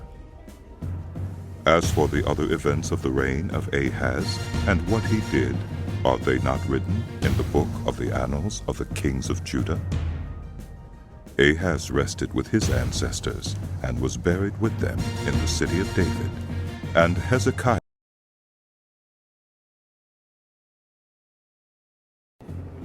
In the 12th year of Ahaz, king of Judah, Hoshea, son of Elah, became king of Israel in Samaria, and he reigned 9 years. He did evil in the eyes of the Lord, but not like the kings of Israel who preceded him. Shalmaneser, king of Assyria, came up to attack Hoshea, who had been Shalmaneser's vassal and had paid him tribute. But the king of Assyria discovered that Hoshea was a traitor, for he had sent envoys to Saul, king of Egypt, and he no longer paid tribute to the king of Assyria, as he had done year by year. Therefore Shalmaneser seized him and put him in prison. The king of Assyria invaded the entire land, marched against Samaria, and laid siege to it for 3 years. In the 9th year of Hoshea, the king of Assyria captured Samaria and deported the Israelites to Assyria. He settled them in Halah in Gozan, on the harbor river, and in the towns of the Medes. All this took place because the Israelites had sinned against the Lord their God, who had brought them up out of Egypt from under the power of Pharaoh, king of Egypt. They worshipped other gods and followed the practices of the nations the Lord had driven out before them, as well as the practices that the kings of Israel had introduced. The Israelites secretly did things against the Lord their God that were not right. From watchtower to fortified city, they built themselves high places in all their towns. They set up sacred stones and Asherah poles on every high hill and under every spreading tree. At every high place they burned incense, as the nations whom the Lord had driven out before them had done. They did wicked things that aroused the Lord's anger. They worshipped idols, though the Lord had said, "You shall not do this." The Lord warned Israel and Judah through all his prophets and seers. Turn from your evil ways. Observe my commands and decrees in accordance with the entire law that I commanded your ancestors to obey, and that I delivered to you through my servants, the prophets. But they would not listen, and were as stiff-necked as their ancestors, who did not trust in the Lord their God. They rejected his decrees and the covenant he had made with their ancestors, and the statutes he had warned them to keep. They followed worthless idols, and themselves became worthless. They imitated the nations around them, although the Lord had ordered them. Do not do as they do. They forsook all the commands of the Lord their God, and made for themselves 2 idols cast in the shape of calves. and an Asherah pole. They bowed down to all the starry hosts, and they worshipped Baal. They sacrificed their sons and daughters in the fire. They practiced divination and sought omens and sold themselves to do evil in the eyes of the Lord, arousing his anger. So the Lord was very angry with Israel and removed them from his presence. Only the tribe of Judah was left, and even Judah did not keep the commands of the Lord their God. They followed the practices Israel had introduced. Therefore the Lord rejected all the people of Israel. He afflicted them and gave them into the hands of plunderers until he thrust them from his presence. When he tore Israel away from the house of David, they made Jeroboam, son of Nebat, their king. Jeroboam enticed Israel away from following the Lord and caused them to commit a great sin. The Israelites persisted in all the sins of Jeroboam and did not turn away from them until the Lord removed them from his presence, as he had warned through all his servants, the prophets. So the people of Israel were taken from their homeland into exile in Assyria, and they are still there. The king of Assyria brought people from Babylon, Cutha, Ava, Hamath, and Sepharvaim, and settled them in the towns of Samaria to replace the Israelites. They took over Samaria and lived in its towns. When they first lived there, they did not worship the Lord. So he sent lions among them, and they killed some of the people. It was reported to the king of Assyria. The people you deported and resettled in the towns of Samaria do not know what the God of that country requires. He has sent lions among them, which are killing them off, because the people do not know what he requires. Then the king of Assyria gave this order. Have one of the priests you took captive from Samaria go back to live there, and teach the people what the God of the land requires. So one of the priests who had been exiled from Samaria came to live in Bethel and taught them how to worship the Lord. Nevertheless, each national group made its own gods in the several towns where they settled, and set them up in the shrines the people of Samaria had made at the high places. The people from Babylon made Succoth-Benoth. Those from Cutha made Nergal, and those from Hamath made Oshima. The Avites made Nibhaz and Tartak, and the Sepharvites burned their children in the fire as sacrifices to Adramelech and Anamelech, the gods of Sepharvaim. They worshipped the Lord, but they also appointed all sorts of their own people to officiate for them as priests in the shrines at the high places. They worshipped the Lord, but they also served their own gods in accordance with the customs of the nations from which they had been brought. To this day they persist in their former practices. They neither worship the Lord nor adhere to the decrees and regulations, the laws and commands that the Lord gave the descendants of Jacob, whom he named Israel. When the Lord made a covenant with the Israelites, he commanded them, "Do not worship any other gods or bow down to them, serve them, or sacrifice to them. But the Lord who brought you up out of Egypt with mighty power and outstretched arm is the one you must worship. To him you shall bow down, and to him offer sacrifices. You must always be careful to keep the decrees and regulations, the laws and commands he wrote for you. Do not worship other gods. Do not forget the covenant I have made with you, and do not worship other gods. Rather, worship the Lord your God. It is he who will deliver you from the hand of all your enemies." They would not listen, however, but persisted in their former practices. Even while these people were worshiping the Lord, they were serving their idols. To this day, their children and grandchildren continue to do as their ancestors.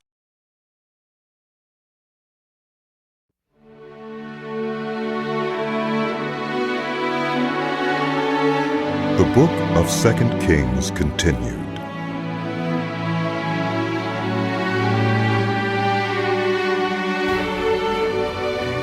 In the 3rd year of Hoshea, son of Elah, king of Israel, Hezekiah, son of Ahaz, king of Judah, began to reign. He was 25 years old when he became king, and he reigned in Jerusalem 29 years. His mother's name was Abijah, daughter of Zechariah. He did what was right in the eyes of the Lord, just as his father David had done. He removed the high places, smashed the sacred stones, and cut down the Asherah poles. He broke into pieces the bronze snake Moses had made, for up to that time the Israelites had been burning incense to it. It was called Nehushtan. Hezekiah trusted in the Lord, the God of Israel. There was no one like him among all the kings of Judah, either before him or after him. He held fast to the Lord and did not cease to follow him. He kept the commands the Lord had given Moses. And the Lord was with him. He was successful in whatever he undertook. He rebelled against the king of Assyria and did not serve him. From watchtower to fortified city, he defeated the Philistines as far as Gaza and its territory. In King Hezekiah's 4th year, which was the 7th year of Hoshea, son of Elah, king of Israel, Shalmaneser, king of Assyria, marched against Samaria and laid siege to it. At the end of 3 years, the Assyrians took it. So Samaria was captured in Hezekiah's 6th year, which was the 9th year of Hoshea, king of Israel. The king of Assyria deported Israel to Assyria and settled them in Halah, in Gozan on the harbor river, and in towns of the Medes. This happened because they had not obeyed the Lord their God, but had violated his covenant, all that Moses the servant of the Lord commanded.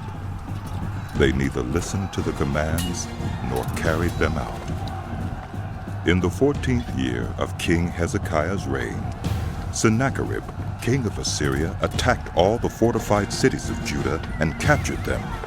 So Hezekiah, king of Judah, sent this message to the king of Assyria at Lachish. I have done wrong. Withdraw from me, and I will pay whatever you demand of me. The king of Assyria exacted from Hezekiah, king of Judah, 300 talents of silver and 30 talents of gold. So Hezekiah gave him all the silver that was found in the temple of the Lord and in the treasuries of the royal palace. At this time, Hezekiah, king of Judah, stripped off the gold with which he had covered the doors and doorposts of the temple of the Lord and gave it to the king of Assyria. The king of Assyria sent his supreme commander, his chief officer, and his field commander with a large army from Lachish to King Hezekiah at Jerusalem. They came up to Jerusalem and stopped at the aqueduct of the upper pool on the road to the washerman's field. They called for the king and Eliakim, son of Hilkiah, the palace administrator, Shebna, the secretary, and Joah, son of Asaph, the recorder, went out to them. The field commander said to them, "Tell Hezekiah, this is what the great king, the king of Assyria, says. On what are you basing this confidence of yours? You say you have the counsel and the might for war, but you speak only empty words. On whom are you depending that you rebel against me? Look, I know you're depending on Egypt, that splinter reed of a staff which pierces the hands of anyone who leans on it. Such is Pharaoh, king of Egypt, to all who depend on him. But if you say to me, we are depending on the Lord our God, isn't he the one whose high places and altars Hezekiah removed, saying to Judah and Jerusalem, you must worship before this altar in Jerusalem? Come now, make a bargain with my master, the king of Assyria. I will give you 2,000 horses if you can put riders on them. How can you repulse one officer of the least of my master's officials, even though you are depending on Egypt for chariots and horsemen? Furthermore, have I come to attack and destroy this place without word from the Lord? The Lord himself told me to march against this country and destroy it. Then Eliakim, son of Hilkiah, and Shebna and Joah said to the field commander, Please, speak to your servants in Aramaic, since we understand it. Don't speak to us in Hebrew in the hearing of the people on the wall. But the commander replied, Was it only to your master and you that my master sent me to say these things, and not to the people sitting on the wall, who, like you, will have to eat their own excrement and drink their own urine? Then the commander stood and called out in Hebrew, Hear the word of the great king, the king of Assyria. This is what the king says. Do not let Hezekiah deceive you. He cannot deliver you from my hand. Do not let Hezekiah persuade you to trust in the Lord when he says, The Lord will surely deliver us. This city will not be given into the hand of the king of Assyria. Do not listen to Hezekiah. This is what the king of Assyria says. Make peace with me and come out to me. Then every one of you will eat from your own vine and fig tree and drink water from your own cistern, until I come and take you to a land like your own. A land of grain and new wine, a land of bread and vineyards, a land of olive trees and honey. Choose life and not death. Do not listen to Hezekiah, for he is misleading you when he says, The Lord will deliver us. Has the God of any nation ever delivered his land from the hand of the king of Assyria? Where are the gods of Hamath and Arpad? Where are the gods of Sepharvaim, Henna, and Ivah? Have they rescued Samaria from my hand? Who of all the gods of these countries has been able to save his land from me? How then can the Lord deliver Jerusalem from my hand? But the people remained silent and said nothing in reply, because the king had commanded, Do not answer him.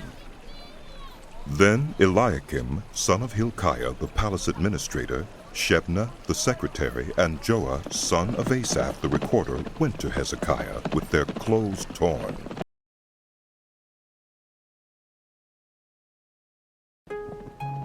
When King Hezekiah heard this, he tore his clothes and put on sackcloth and went into the temple of the Lord.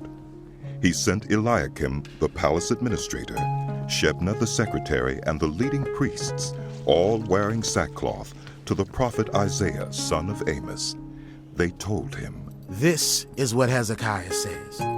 This day is a day of distress and rebuke and disgrace, as when children come to the moment of birth and there is no strength to deliver them. It may be that the Lord your God will hear all the words of the field commander, whom his master, the king of Assyria, has sent to ridicule the living God, and that he will rebuke him for the words the Lord your God has heard. Therefore pray for the remnant that still survives. When King Hezekiah's officials came to Isaiah, Isaiah said to them, Tell your master, this is what the Lord says. Do not be afraid of what you have heard. Those words with which the underlings of the king of Assyria have blasphemed me? Listen. When he hears a certain report, I will make him want to return to his own country, and there I will have him cut down with the sword. When the field commander heard that the king of Assyria had left Lachish, he withdrew and found the king fighting against Libnah. Now Sennacherib received a report that Tirhakah, the king of Cush, was marching out to fight against him. So he again sent messengers to Hezekiah with this word. Say to Hezekiah, king of Judah, do not let the God you depend on deceive you when he says, Jerusalem will not be given into the hands of the king of Assyria. Surely you have heard what the kings of Assyria have done to all the countries, destroying them completely. And will you be delivered? Did the gods of the nations that were destroyed by my ancestors deliver them? The gods of Gozan, Haran, Rezin, and the people of Eden who are in Telassar? Where is the king of Hamath, or the king of Arpad? Where are the kings of Leah, Sepharvaim, Henna, and Ivah? Hezekiah received the letter from the messengers and read it. Then he went up to the temple of the Lord and spread it out before the Lord. And Hezekiah prayed to the Lord. Lord, the God of Israel, enthroned between the cherubim, you alone are God of all the kingdoms of the earth. You have made heaven and earth. Give ear, Lord, and hear. Open your eyes, Lord, and see. Listen to the words Sennacherib has sent to ridicule the living God. It is true, Lord, that the Assyrian kings have laid waste these nations and their lands. They have thrown their gods into the fire and destroyed them, for they were not gods, but only wood and stone fashioned by human hands. Now, Lord our God, deliver us from his hand, so that all the kingdoms of the earth may know that you alone, Lord, are God. Then Isaiah, son of Amos, sent a message to Hezekiah. This is what the Lord, the God of Israel, says. I have heard your prayer concerning Sennacherib, king of Assyria. This is the word that the Lord has spoken against him. Virgin daughter Zion despises you and mocks you. Daughter Jerusalem tosses her head as you flee. Who is it you have ridiculed and blasphemed? Against whom have you raised your voice and lifted your eyes in pride? Against the Holy One of Israel. By your messengers you have ridiculed the Lord. And you have said, with my many chariots I have ascended the heights of the mountains, the utmost heights of Lebanon. I have cut down its tallest cedars, the choicest of its junipers. I have reached its remotest parts, the finest of its forest. I have dug wells in foreign lands and drunk the water there. With the soles of my feet I have dried up all the streams of Egypt. Have you not heard? Long ago I ordained it. In days of old I planned it. Now I have brought it to pass. But you have turned fortified cities into piles of stone. Their people, drained of power, are dismayed and put to shame. They are like plants in the field, like tender green shoots, like grass sprouting on the roof, scorched before it grows up. But I know where you are, and when you come and go, and how you rage against me. Because you rage against me, and because your insolence has reached my ears, I will put my hook in your nose and my bit in your mouth, and I will make you return by the way you came. This will be the sign for you, Hezekiah. This year you will eat what grows by itself, and the second year what springs from that. But in the third year, sow and reap, plant vineyards and eat their fruit. Once more a remnant of the house of Judah will take root below and bear fruit above. For out of Jerusalem will come a remnant, and out of Mount Zion a band of survivors. The zeal of the Lord Almighty will accomplish this. Therefore, this is what the Lord says concerning the king of Assyria. He will not enter this city or shoot an arrow here. He will not come before it with shield or build a siege ramp against it. By the way that he came, he will return. He will not enter this city, declares the Lord. I will defend this city and save it, for my sake and for the sake of David, my servant. That night, the angel of the Lord went out and put to death 185,000 in the Assyrian camp. When the people got up the next morning, there were all the dead bodies. So Sennacherib, king of Assyria, broke camp and withdrew. He returned to Nineveh and stayed there. One day, while he was worshiping in the temple of his god, Nisroch, his sons, Adremelech and Sharezer, killed him with the sword, and they escaped to the land of Ararat. And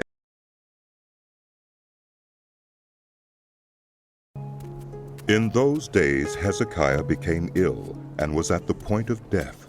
The prophet Isaiah, son of Amos, went to him and said, This is what the Lord says. Put your house in order, because you are going to die. You will not recover. Hezekiah turned his face to the wall and prayed to the Lord. Remember, Lord, how I have walked before you faithfully and with wholehearted devotion, and have done what is good in your eyes. And Hezekiah wept bitterly. Before Isaiah had left the middle court, the word of the Lord came to him. Go back and tell Hezekiah, the ruler of my people, this is what the Lord, the God of your father David says. I have heard your prayer and seen your tears. I will heal you. On the third day from now, you will go up to the temple of the Lord. I will add 15 years to your life, and I will deliver you and this city from the hand of the king of Assyria. I will defend this city for my sake, and for the sake of my servant David. Then Isaiah said, Prepare a poultice of figs. They did so and applied it to the boil, and he recovered. Hezekiah had asked Isaiah, What will be the sign that the Lord will heal me, and that I will go up to the temple of the Lord on the third day from now? Isaiah answered, This is the Lord's sign to you that the Lord will do what he has promised. Shall the shadow go forward 10 steps? Or shall it go back 10 steps? It is a simple matter for the shadow to go forward 10 steps, said Hezekiah. Rather have it go back 10 steps. Then the prophet Isaiah called on the Lord, and the Lord made the shadow go back the 10 steps it had gone down on the stairway of Ahaz. At that time, Marduk-Baladan, son of Baladan, king of Babylon, sent Hezekiah letters and a gift because he had heard of Hezekiah's illness. Hezekiah received the envoys and showed them all that was in his storehouses, the silver, the gold, the spices, and the fine olive oil, his armory, and everything found among his treasures. There was nothing in his palace or in all his kingdom that Hezekiah did not show them. Then Isaiah the prophet went to King Hezekiah and asked, What did those men say? And where did they come from? From a distant land. Hezekiah replied, They came from Babylon. The prophet asked, What did they see in your palace? They saw everything in my palace. Hezekiah said, There's nothing among my treasures that I did not show them. Then Isaiah said to Hezekiah, Hear the word of the Lord. The time will surely come when everything in your palace and all that your predecessors have stored up until this day will be carried off to Babylon. Nothing will be left, says the Lord. And some of your descendants, your own flesh and blood, who will be born to you, will be taken away, and they will become eunuchs in the palace of the king of Babylon. The word of the Lord you have spoken is good. Hezekiah replied, for he thought, Will there not be peace and security in my lifetime? As for the other events of Hezekiah's reign, all his achievements, and how he made the pool and the tunnel by which he brought water into the city, are they not written in the book of the annals of the kings of Judah? Hezekiah rested with his ancestors, and Manasseh, his son, succeeded him as king. Manasseh was 12 years old when he became king, and he reigned in Jerusalem 55 years. His mother's name was Hephzibah. He did evil in the eyes of the Lord, following the detestable practices of the nations the Lord had driven out before the Israelites. He rebuilt the high places his father Hezekiah had destroyed. He also erected altars to Baal and made an Asherah pole as Ahab king of Israel had done. He bowed down to all the starry hosts and worshipped them. He built altars in the temple of the Lord, of which the Lord had said, In Jerusalem I will put my name. In the two courts of the temple of the Lord, he built altars to all the starry hosts. He sacrificed his own son in the fire, practiced divination, sought omens, and consulted mediums and spiritists. He did much evil in the eyes of the Lord, arousing his anger. He took the carved Asherah pole he had made and put it in the temple. of which the Lord had said to David and to his son Solomon. In this temple and in Jerusalem, which I have chosen out of all the tribes of Israel, I will put my name forever. I will not again make the feet of the Israelites wander from the land I gave their ancestors, if only they will be careful to do everything I commanded them and will keep the whole law that my servant Moses gave them. But the people did not listen. Manasseh led them astray, so that they did more evil than the nations the Lord had destroyed before the Israelites. The Lord said through his servants the prophets, Manasseh, king of Judah, has committed these detestable sins. He has done more evil than the Amorites who preceded him, and has led Judah into sin with his idols. Therefore, this is what the Lord, the God of Israel, says. I am going to bring such disaster on Jerusalem and Judah that the ears of everyone who hears of it will tingle. I will stretch out over Jerusalem the measuring line used against Samaria and the plumb line used against the house of Ahab. I will wipe out Jerusalem as one wipes a dish, wiping it and turning it upside down. I will forsake the remnant of my inheritance and give them into the hands of enemies. They will be looted and plundered by all their enemies.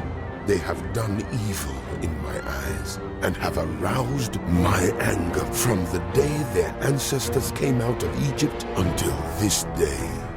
Moreover, Manasseh also shed so much innocent blood that he filled Jerusalem from end to end, besides the sin that he had caused Judah to commit, so that they did evil in the eyes of the Lord. As for the other events of Manasseh's reign and all he did, including the sin he committed, are they not written in the book of the annals of the kings of Judah? Manasseh rested with his ancestors and was buried in his palace garden, the garden of Uzzah. And Amon, his son, succeeded him as king.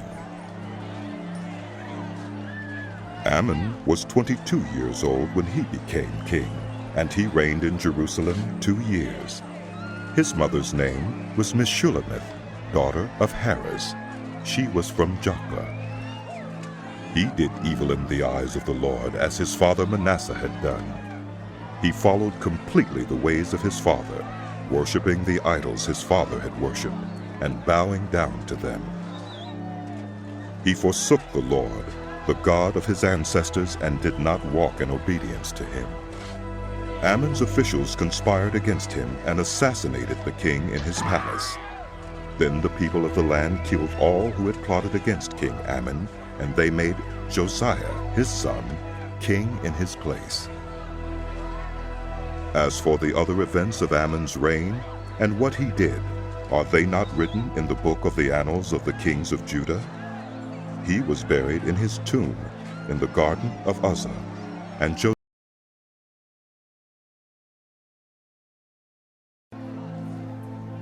Josiah was 8 years old when he became king, and he reigned in Jerusalem 31 years. His mother's name was Jedidah, daughter of Adaiah. She was from Bozkath. He did what was right in the eyes of the Lord, and followed completely the ways of his father David, not turning aside to the right or to the left. In the 18th year of his reign, King Josiah sent the secretary, Shaphan, son of Azaliah, the son of Meshullam, to the temple of the Lord. He said, Go up to Hilkiah the high priest, and have him get ready the money that has been brought into the temple of the Lord, which the doorkeepers have collected from the people. Have them entrusted to the men appointed to supervise the work on the temple, and have these men pay the workers who repair the temple of the Lord, the carpenters, the builders, and the masons. Also have them purchase timber and dress stone to repair the temple. But they need not account for the money entrusted to them, because they are honest in their dealings. Hilkiah the high priest said to Shaphan the secretary, I have found the book of the law in the temple of the Lord. He gave it to Shaphan, who read it. Then Shaphan the secretary went to the king and reported to him. Your officials have paid out the money that was in the temple of the Lord and have entrusted it to the workers and supervisors at the temple. Then Shaphan the secretary informed the king, Hilkiah the priest has given me a book. And Shaphan read from it in the presence of the king. When the king heard the words of the book of the law, he tore his robes. He gave these orders to Hilkiah the priest, Ahikam, son of Shaphan, Achbor, son of Micaiah, Shaphan the secretary, and Uzziah the king's attendant. Go and inquire of the Lord for me, and for the people and for all Judah about what is written in this book that has been found. Great is the Lord's anger that burns against us because those who have gone before us have not obeyed the words of this book. They have not acted in accordance with all that is written there concerning us. Hilkiah the priest, Ahikam, Achbor, Shaphan, and Uzziah went to speak to the prophet Huldah, who was the wife of Shallum, son of Tikvah, the son of Harhas, keeper of the wardrobe. She lived in Jerusalem in the new quarter. She said to them, This is what the Lord, the God of Israel, says. Tell the man who sent you to me, this is what the Lord says. I am going to bring disaster on this place and its people, according to everything written in the book the king of Judah has read. Because they have forsaken me and burned incense to other gods and aroused my anger by all the idols their hands have made, my anger will burn against this place and will not be quenched.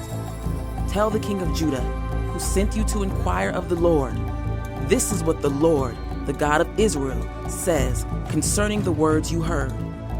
Because your heart was responsive, and you humbled yourself before the Lord when you heard what I have spoken against this place and its people, that they would become a curse and be laid waste. And because you tore your robes and wept in my presence, I also have heard you, declares the Lord. Therefore, I will gather you to your ancestors, and you will be buried in peace.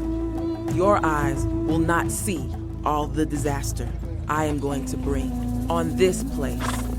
So they took her answer back to the king. Then the king called together all the elders of Judah and Jerusalem. He went up to the temple of the Lord with the people of Judah, the inhabitants of Jerusalem, the priests, and the prophets, all the people from the least to the greatest.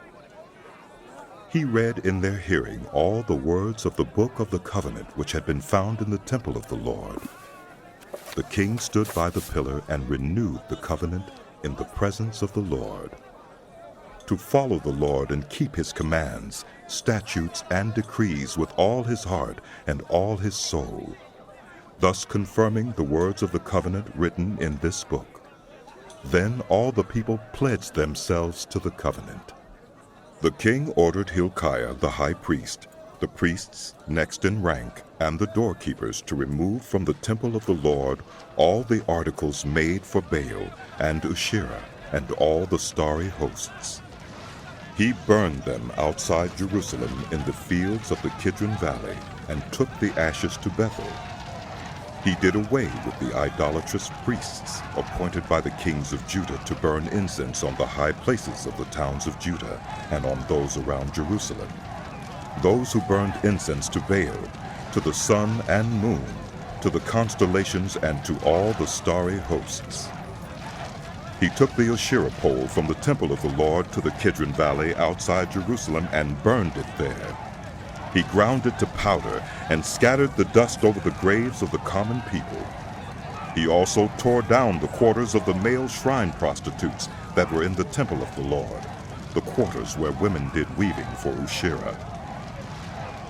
Josiah brought all the priests from the towns of Judah and desecrated the high places from Geba to Beersheba, where the priests had burned incense. He broke down the gateway at the entrance of the gate of Joshua, the city governor, which was on the left of the city gate. Although the priests of the high places did not serve at the altar of the Lord in Jerusalem, they ate unleavened bread with their fellow priests. He desecrated Topheth, which was in the valley of Ben Hinnom, so no one could use it to sacrifice their son or daughter in the fire to Molech.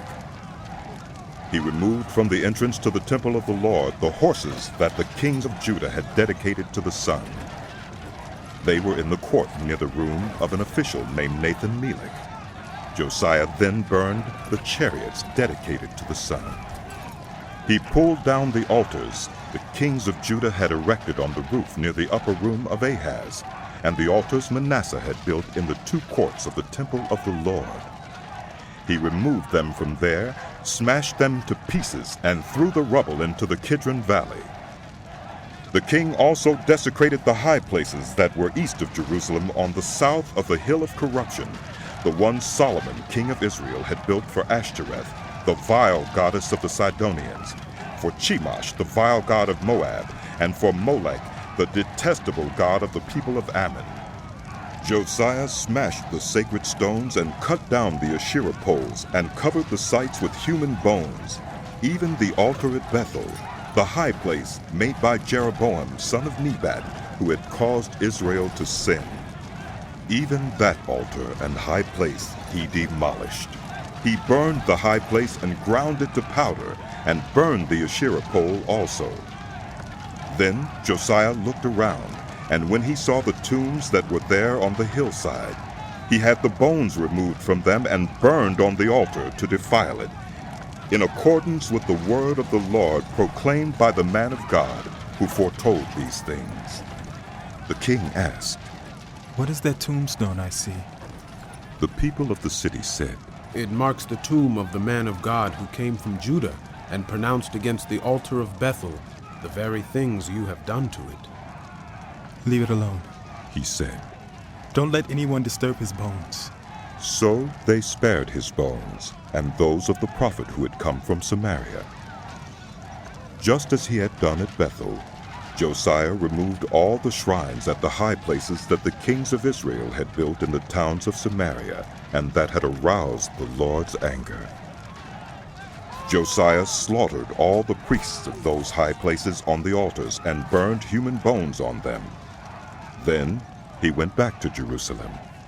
The king gave this order to all the people: "Celebrate the Passover to the Lord your God, as it is written in this book of the covenant."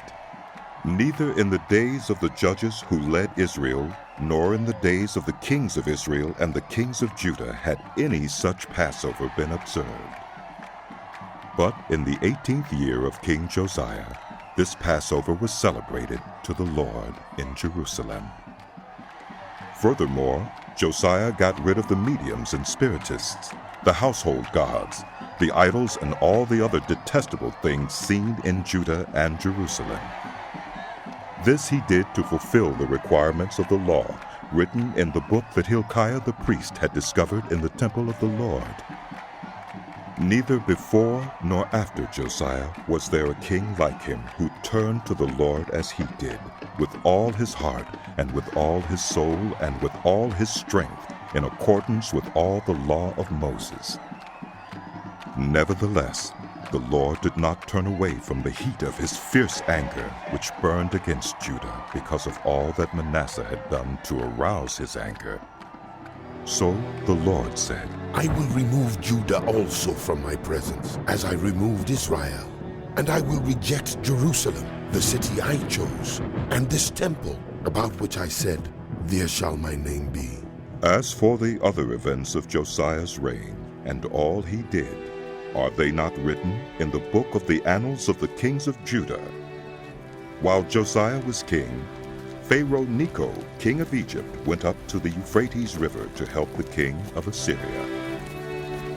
King Josiah marched out to meet him in battle, but Necho faced him and killed him at Megiddo. Josiah's servants brought his body in a chariot from Megiddo to Jerusalem and buried him in his own tomb. And the people of the land took Jehoahaz, son of Josiah, and anointed him and made him king in place of his father. Jehoahaz was 23 years old when he became king, and he reigned in Jerusalem 3 months. His mother's name was Hamutal, daughter of Jeremiah. She was from Libnah. He did evil in the eyes of the Lord, just as his predecessors had done. Pharaoh Necho put him in chains at Riblah in the land of Hamath, so that he might not reign in Jerusalem. And he imposed on Judah a levy of 100 talents of silver and a talent of gold. Pharaoh Necho made Eliakim, son of Josiah, king in place of his father Josiah, and changed Eliakim's name to Jehoiakim. But he took Jehoahaz and carried him off to Egypt, and there he died. Jehoiakim paid Pharaoh Necho the silver and gold he demanded. In order to do so, he taxed the land and exacted the silver and gold from the people of the land according to their assessments. Jehoiakim was 25 years old when he became king, and he reigned in Jerusalem 11 years. His mother's name was Zebidah, daughter of Pedaiah.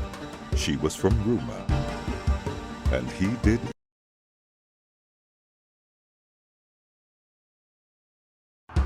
During Jehoiakim's reign, Nebuchadnezzar, king of Babylon, invaded the land, and Jehoiakim became his vassal for 3 years. But then he turned against Nebuchadnezzar and rebelled. The Lord sent Babylonian, Aramean, Moabite, and Ammonite raiders against him to destroy Judah in accordance with the word of the Lord proclaimed by his servants, the prophets. Surely these things happened to Judah according to the Lord's command, in order to remove them from his presence because of the sins of Manasseh and all he had done, including the shedding of innocent blood. For he had filled Jerusalem with innocent blood, and the Lord was not willing to forgive. As for the other events of Jehoiakim's reign and all he did, are they not written in the book of the annals of the kings of Judah? Jehoiakim rested with his ancestors, and Jehoiakim his son succeeded him as king. The king of Egypt did not march out from his own country again, because the king of Babylon had taken all his territory from the Wadi of Egypt to the Euphrates River. Jehoiakim was 18 years old when he became king, and he reigned in Jerusalem 3 months. His mother's name was Nehushta, daughter of Elnathan. She was from Jerusalem. He did evil in the eyes of the Lord, just as his father had done. At that time, the officers of Nebuchadnezzar, king of Babylon, advanced on Jerusalem and laid siege to it. And Nebuchadnezzar himself came up to the city while his officers were besieging it. Jehoiakim, king of Judah, his mother, his attendants, his nobles, and his officials all surrendered to him. In the 8th year of the reign of the king of Babylon, he took Jehoiakim prisoner. As the Lord had declared, Nebuchadnezzar removed the treasures from the temple of the Lord and from the royal palace, and cut up the gold articles that Solomon, king of Israel, had made for the temple of the Lord. He carried all Jerusalem into exile, all the officers and fighting men, and all the skilled workers and artisans, a total of 10,000. Only the poorest people of the land were left. Nebuchadnezzar took Jehoiakim captive to Babylon. He also took from Jerusalem to Babylon the king's mother, his wives, his officials, and the prominent people of the land. The king of Babylon also deported to Babylon the entire force of 7,000 fighting men, strong and fit for war, and 1,000 skilled workers and artisans. He made Mattaniah, Jehoiakim's uncle, king in his place, and changed his name to Zedekiah. Zedekiah was 21 years old when he became king, and he reigned in Jerusalem 11 years. His mother's name was Hamutal, daughter of Jeremiah. She was from Libnah. He did evil in the eyes of the Lord, just as Jehoiakim had done. It was because of the Lord's anger that all this happened to Jerusalem and Judah, and in the end he thrust them from his presence.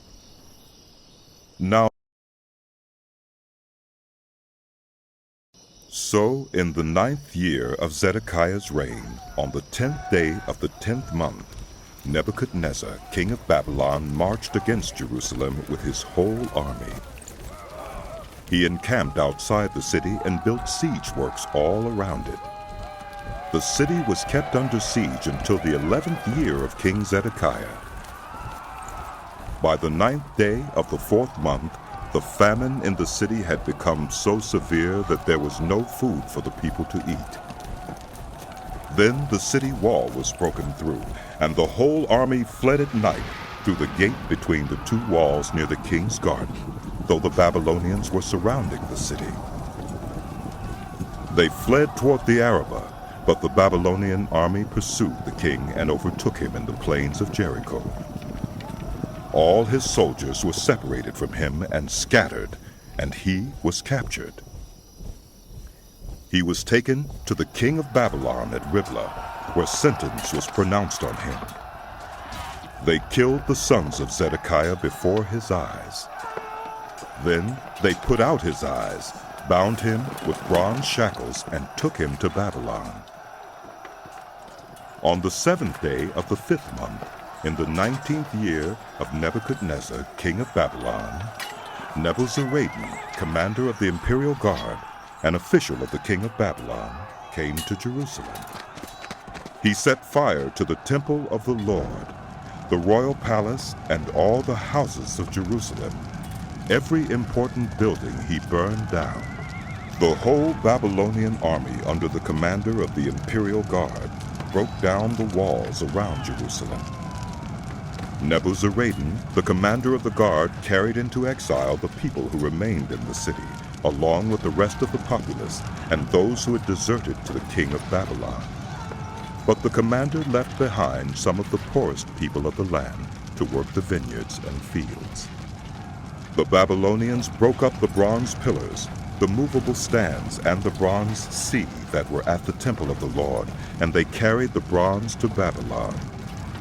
They also took away the pots, shovels, wick trimmers, dishes, and all the bronze articles used in the temple service. The commander of the imperial guard took away the censers and sprinkling bowls, all that were made of pure gold or silver. The bronze from the two pillars, the sea, and the movable stands, which Solomon had made for the temple of the Lord, was more than could be weighed. Each pillar was 18 cubits high. The bronze capital on top of one pillar was 3 cubits high and was decorated with a network and pomegranates of bronze all around. The other pillar with its network was similar. The commander of the guard took as prisoners Seraiah, the chief priest, Zephaniah, the priest next in rank, and the 3 doorkeepers. Of those still in the city, he took the officer in charge of the fighting men and 5 royal advisers. He also took the secretary, who was chief officer in charge of conscripting the people of the land, and 60 of the conscripts who were found in the city.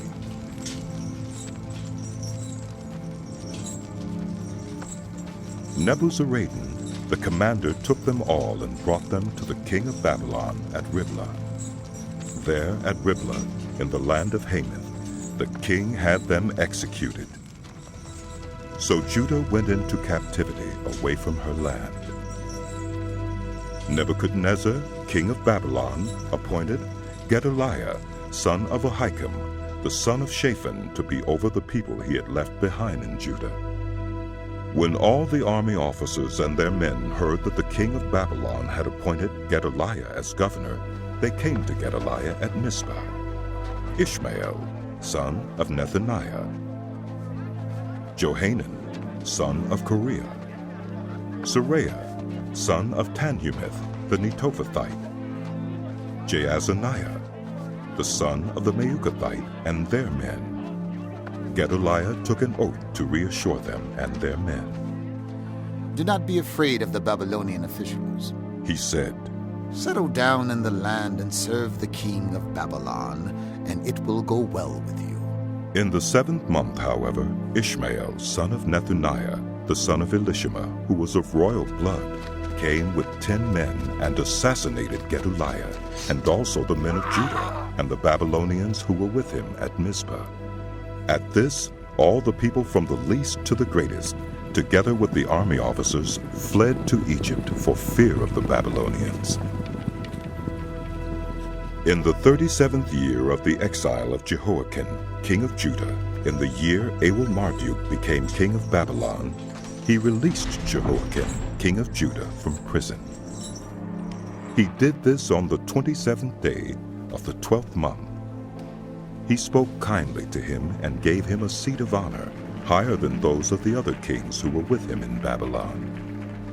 So Jehoiakim put aside his prison clothes, and for the rest of his life ate regularly at the king's table.